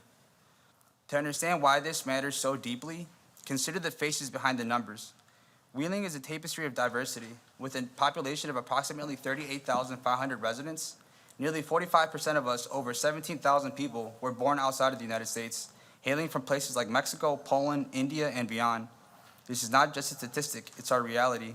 Hispanic or Latino residents make up more than 40% of our community, followed by strong representations of Asian, around 25%, and white, about 30% of our population, with small but vital groups from Black, multiracial, and other backgrounds. Our median household income of $83,251 reflects hardworking families contributing to a thriving economy, yet many live in a shadow of deportation fears that could shatter their lives overnight. These demographics aren't a challenge to manage, they're our strength. They fuel our restaurants, our schools, our innovation. Allowing ICE to encroach on our village property would fracture this unity and drive families underground and erode the trust that we've worked so hard to build. Fellow Wheeling residents, we've proven we can do better. We've fed the hungry, protected the vulnerable, and amplified voices that might otherwise go unheard. Shout out to Wheeling Rapid Response. As you deliberate, as you've already done this vote, it's a promise to the 17,000 foreign-born neighbors who call this home, to the children in our schools who deserve stability, and to every family striving for the American dream right here in our backyard. I will say this in Spanish and translate back in English. Gracias nuevamente ayudándome por esta oportunidad. No solo nos han dado una plataforma, nos han dado esperanza. No tengan miedo, preséntese con bondad, no con odios. Thank you again, Village Hall, for this opportunity. You've not only given us a platform, you've given us hope. Let's vote no. Let's keep Wheeling safe, and let's continue writing a story of inclusion that future generations will thank us for. I yield the floor.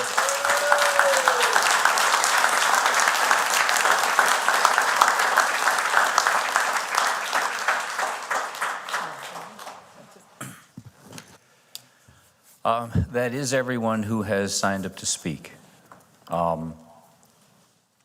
The issue that you were here for, we have already addressed. We did that intentionally so that nobody had to stay through the boring part of the meeting to get to the part that you were interested in. We do now have the boring part of the meeting to go through.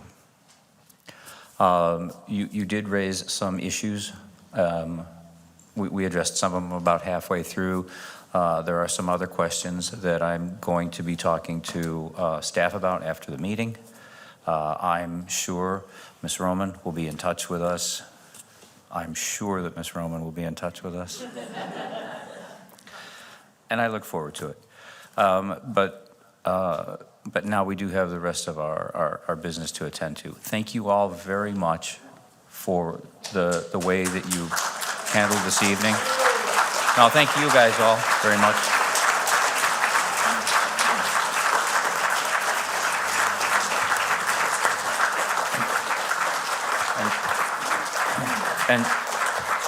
And those of you who just stood up, Ms. Roman might explain to you how dangerous that can be. That's all she did 2 weeks ago. I would like to, if you guys want to stay, you can stay. But I would like a motion for about a 5-minute recess so that if you guys want to go, you can go. And then we can get on with the business in a regular fashion. May I have a motion for Raffato? Second, Trustee Kruger. 5-minute recess brings us. Take the vote. All in favor? All in favor? Aye. Aye. Thank you. Thank you all for being here. You did an excellent job.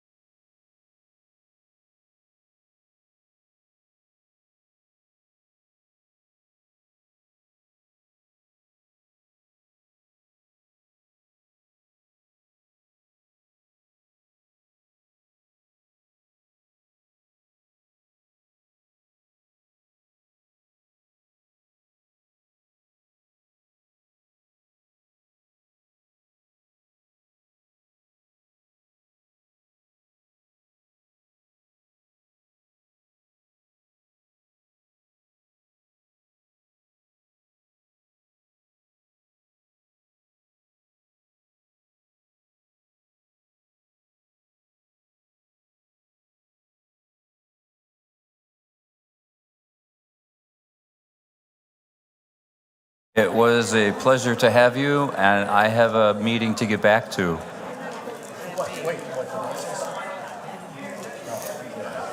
Thank you guys very much.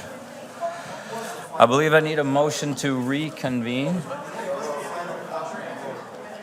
So moved. That was the motion, trustee Vogel. Second. Second. Second, trustee Kruger. Wait, I'm sorry, I thought you were answering him. We're going? We're on. Come on. They're going. Hold on, reconvene.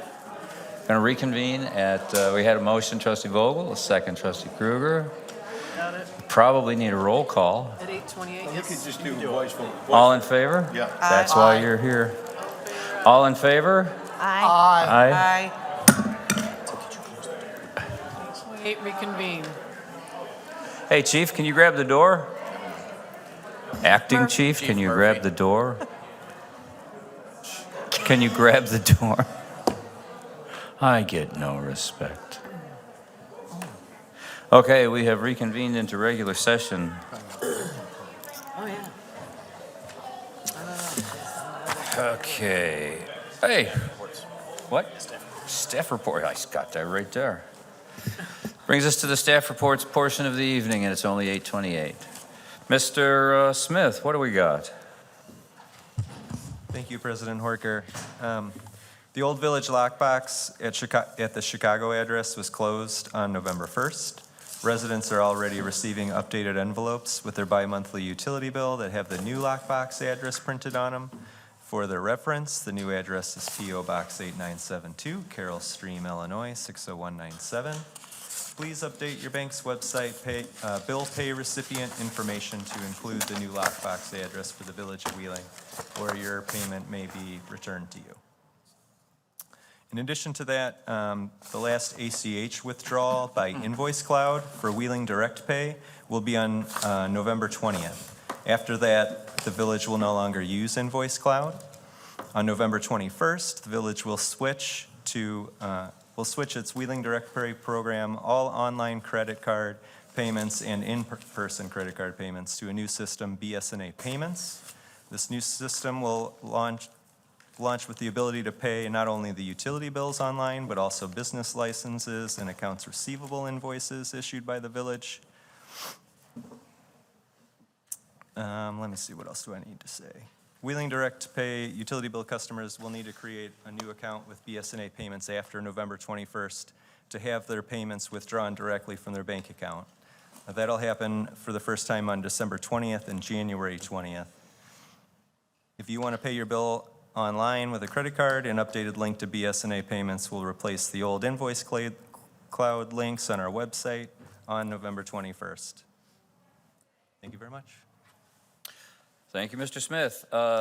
Deputy Village Manager Kaup. Good evening, President Horker, members of the board.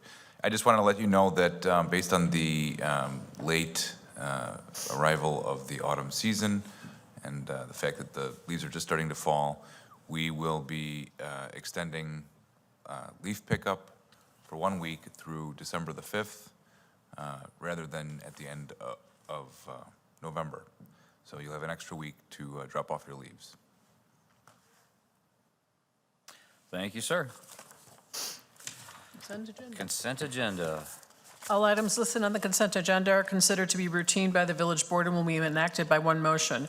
There will be no separate discussion of these items unless a board member or a citizen so requests, in which the event the item will be removed from the general order of business and considered after all other agenda items. 11A, resolution authorizing temporary lane closures on Illinois 21 Milwaukee Avenue and Illinois Route 68 Dundee Road on Sunday, November 23rd, 2025. 11B, resolution approving change order number 1 and final to the contract with Chicagoland Paving Contractors, Inc. for the Wheeling Town Center Park District Property Access Project, increasing the contract amount by $29,425.50 from $65,000 to $94,425.50.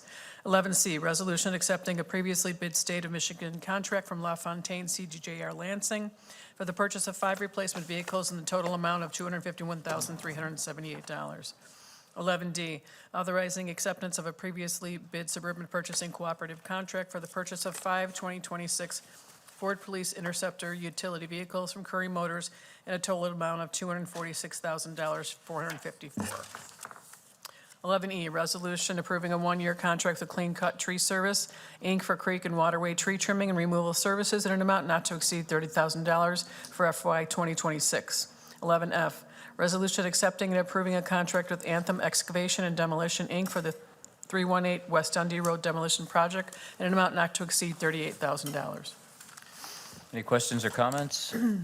If we have none, I would be looking to have a motion to approve as read. Moved. Trustee Second. Vogel, second. Trustee Papantos, roll call, please. Trustee Krueger? Yes. Trustee Lang? Yes. Trustee Papantos? Yes. Trustee Rufato? Yes. Trustee Vito? Yes. Trustee Vogel? Yes. President Horker? Yes. Moves us to B now, right? Yep. Ordinance, hold on. Ordinance granting special use approval to permit the operation of a retail tobacco establishment, Wheeling Tobacco, 1053 Lake Cook Road, docket number PSU 250014. Mr. Clicker, this is you. Yes, as was stated, this is a request for Wheeling Tobacco LLC to seek a special use approval to permit the operation of a retail tobacco establishment at 1053 Lake Cook Road within the B2 Neighborhood Commercial Zoning District. This was presented at the last Plan Commission meeting, and it actually received a negative recommendation with a vote of 3 in favor, 4 against. However, there are, as is the standard, the ordinance presented before you is in the affirmative. The Plan Commission did state that if the ordinance is to be approved, there should be a number of conditions on it, which I will read. There are 12. 1, no person shall sell, purchase for, or furnish any cigar, cigarette, or tobacco in any of its forms to any minor under 21 years of age. 2, no person shall sell, purchase for, or furnish any tobacco accessories or smoking herb to any minor under the age of 21 years of age.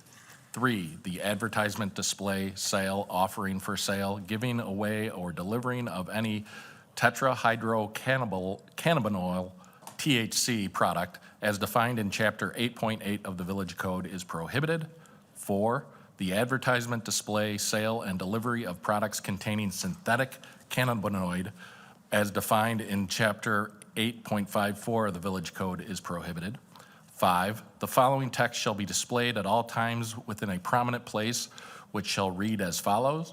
Warning to minors, persons under the age of 21 are subject to a fine of up to $500 under this chapter of the Village of Wheeling for purchasing any tobacco product or for misrepresenting their age for the purpose of purchasing or obtaining any tobacco product. Condition 6, the sale, offering for sale, or delivery of any item of drug paraphernalia to any person, business, corporation, place, premises, company, or other legal entity is prohibited. 7, tobacco and CBD products shall not be visible from the exterior of the subject space. 8, on-site consumption of tobacco and CBD products is prohibited. 9, pennants, streamers, banners, posters, ribbons, strings of light bulbs, spinners, inflatable objects, the outlining of windows with neon tubing or strings of lights, blinking or flashing, or other attention-getting devices are prohibited. 10, a building permit must be obtained for the Community Development Department prior to the commencing of any construction in the building. 11, a completed application for a Wheeling business license shall be submitted to the Community Development Department and a business license obtained prior to any business operations occurring at the property. And 12, a Wheeling sign permit shall be required in order to permit any exterior signage to be installed, except for signage pursuant to Chapter 21.6 of the Wheeling Sign Code. As I did state, this received only 3 votes in favor, 4 against, so it is coming to you with a recommendation for denial. Thank you. Questions or comments from Trustee Lang? Thank you. Mr. Clicker, Yes. I'm not aware of any, but are there any other businesses like this in town? Tobacco stores? Yes. Yes, there are several. Several. And so it's not a prohibited business? Correct. And If I may, the concerns of the Plan Commission, those who voted against this action, their concerns were the petitioner did state that they were going to have between 150 to 200 vehicles or customers per day, and they felt that the traffic volume in this area, as the one resident did come forward and say about with the Starbucks and other traffic in the shopping center, if 150 to 200 vehicles, because almost everyone would come in a vehicle, that would create a tremendous traffic burden in this area. You have that at the current locations that you're aware of? Traffic problems due to the volume? No. All my questions, thanks. Trustee, oh wait, it was trustee Papantos and then trustee Vogel. Thank you. Is the petitioner here? No. The petitioner notified the village earlier today that he couldn't make it, but asked to let him know how the vote goes. That always concerns me if he couldn't make it. I question his 150, to tell you the truth, being that Lake County is directly across the street, and I believe it's a Ricky Rockets, the gas station, C-store. Taxes on tobacco are much cheaper there, considerably, so I wonder why somebody would choose to not just cross the street and save whatever dollars. Those were also concerns at the Planning Commission that were brought up and asked to the petitioner, and quite honestly, he did not provide an answer. Yeah, the 150 does sound quite large, and I'm not sure why. But as Trustee Lang questioned, we have other tobacco stores. I'm not sure the traffic is the only reason not to approve this. Thank you. Thank you, trustee Papantos. Trustee Vogel? What is the child care that was mentioned? There is I believe it is a child. There's a kinder care. That is if you look on the aerial that is on the location map, in the lower right-hand corner, the red roofed building, that is the kinder care. It is immediately adjacent to the center. And how is the traffic? Have we had any problems with traffic patterns there? No. Pick up and drop off? Not that I'm aware of. Okay.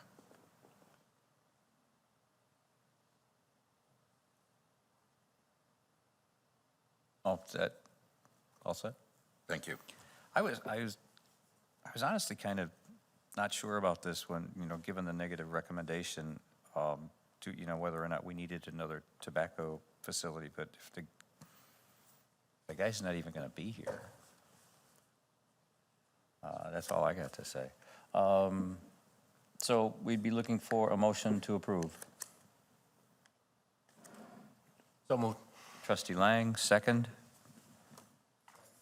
Trustee Vito. Clerk Hannaberry, roll call, please. Trustee Krueger? No. Trustee Vito? Yes. Trustee Rufato? No. Trustee Lang? Yes. Trustee Vogel? No. Trustee Papantos? No. President Horker? No. Motion fails. Yeah.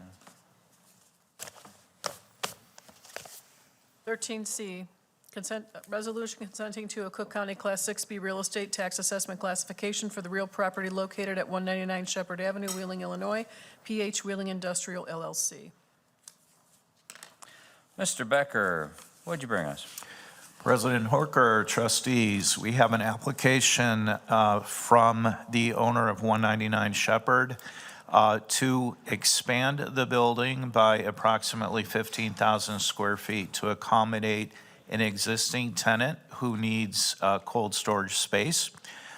This tenant would add another basically 15,000 square feet to occupy 44,000 square feet of this property.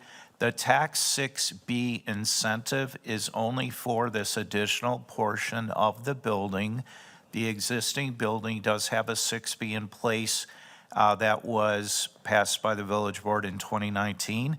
So this would only be for the expansion, which, given it's a cold storage facility, is quite expensive, to the tune of $2.4 million. The expansion would yield about 9 new employees and generate just shy of $1 million in additional property taxes versus without said incentive and no development on the property. So with that, I'm happy to answer any questions. The applicant's attorney is also here. Trustee Papantos, then trustee Vogel. I I'm not sure who this question should be directed to. I believe the expansion is 2 pins, property identification numbers. It's part of 2 pins, correct. It's part of 2 pins. My concern is that the 6B already in place, how do we make sure that we don't combine all the pins together and then change the 6B, which would give the current one an extension, which we typically don't do and don't want to do? How do we control this? Do we need something in our ordinance that says you can't add these 2 pins to the existing property? Hi, Robert Latzar from Listen Centillis for the applicant. And I think I can answer this, and then I'm sure, Len, if you have anything different. Sure. But, so from my understanding, what will happen is if this incentive passed tonight, we'd send the resolution to the Cook County Assessor's Office, and then only after construction and occupancy of this new space of the 50.1% would we be able to activate.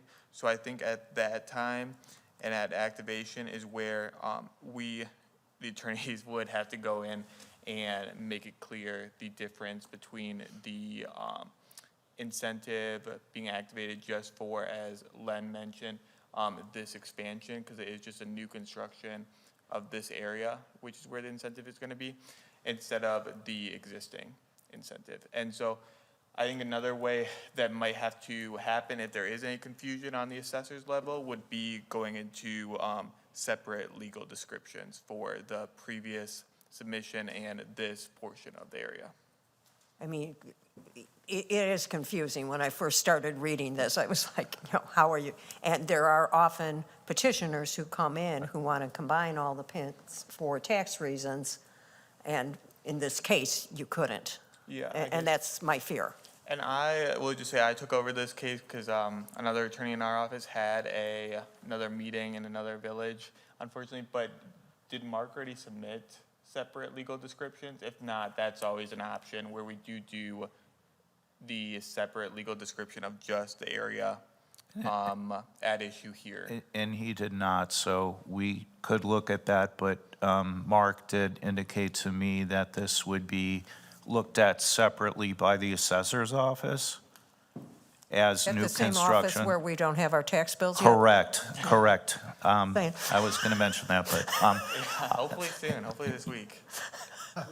Move to approve this resolution with, on the condition that a legal description is inserted into the resolution Thank you. of Yep. this particular property. Thank you.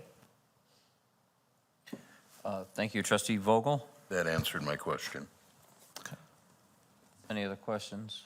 Trustee Kruger? Just for clarity, Attorney Frola, would that condition also state, or could it state that the property cannot be consolidated until after the 6B has been satisfied after 12 years?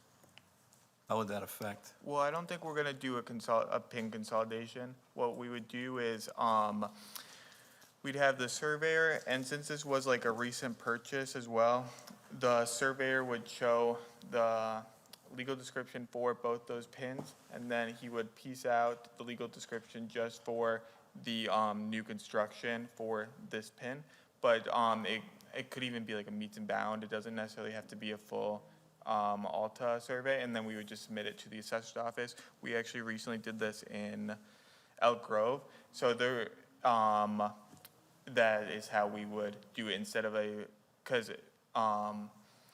what you kind of mentioned would be actually a consolidation of the 2 pins, and here we're just going to show the assessor the difference by legal description. Yeah, I don't think we need to have a further condition. By limiting the 6B to the legal, we are inserting, that will differentiate this property from the rest of the property. Yep. Are we amending? So then we would be looking, so the motion we might be making would be, Motion to approve with, on the condition that the legal description for the property at issue be inserted into the resolution, be included in the resolution. got it? Okay. Need a motion? So moved. Second. Trustee Vogel, second trustee Papantos. Roll call, please. Trustee Vogel? Yes. Trustee Vito? Trustee Rufato? Yes. Trustee Papantos? Yes. Trustee Lang? Yes. Trustee Krueger? Yes. President Horker? Yes. Good luck. Great. Thanks, everyone.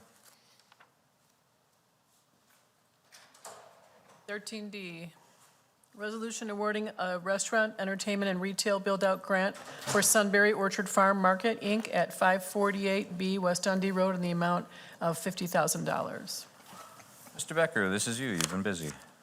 Thank you, President Horker, trustees. The applicant, President of SunBerry Orchard Market, would like to establish their flagship location in Wheeling in approximately 7,300 square feet at Lynn Plaza. To that end, they have requested and received all their building permits, have applications on file with economic development, as well as the requisite documents with community development to begin construction on the Wheeling location. Like I mentioned, this will be the third location for SunBerry Market or Orchard Market. I can't say that, I apologize. And they will be spending northwards of $400,000 on the renovation in this space. Per the application and the restaurant, entertainment, and retail build-out grant, they would be entitled under Program B for $50,000, as they are well exceeding that amount in their proposed construction and permanent improvements in the space. Questions, trustee Papantos? Thank you. I'm assuming you might be the applicants? Yes. Come on up. Up to the podium, please. Introduce yourself. Yes, my name, good evening, everybody. My name is Sergey Bazaluk, and I'm president of that small farm, SunBerry Orchard. We do farming on 300 acres, 50 acres from which is apple orchard and peach orchard. Main location for production land in Woodstock, Illinois. Small farm with free petting zoo for kids located in Mundelein, Illinois. We got small market in Mundelein, Ryden Farm. Small farm market in Lake Zurich, and planning to open that's going to be our largest and prime location in Wheeling. Thank you. You're planning to move into Lynn Plaza. Can you tell me exactly where in the plaza? 548B. Okay. That's right next to the medical Drugs. equipment supply store. Okay. Mark Drugs. Thank you. So it's, Been there. Yeah, it was former hibachi restaurant 7 years ago. I remember or that. 10 years, Okay. whatever they closed. yeah, it's just hard with these numbers to what unit is what. It's certainly something different, and I'm excited, and thank you for coming to Wheeling. And how long do you think, once you get started, you'll be, until you can open? Hopefully in 4 or 5 months. We already got building permit, finally. Been working for a long time on that. That's quick. Okay, thank you. Thank you, trustee Papantos. I'm good. Thank you. No other questions? Be looking for a motion to approve. So moved. Trustee Papantos, second. Second. Trustee Vogel, roll call, please. Trustee Krueger? Yes. Trustee Lang? Yes. Trustee Papantos? Yes. Trustee Rufato? Yes. Trustee Vito? Trustee Vogel? Yes. President Horker? Yes. Carried. Thank you for everybody. Good luck, sir.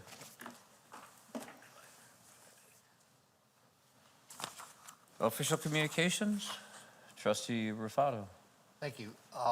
Dan, you mentioned the extension of the yard waste pickup. I remember a couple of years ago, we had a social media post about cleaning out the sewers, the grates, as, you know, with the rain and everything. Maybe we could put that out there again for this time of year, because it's going to start raining, and they always build up.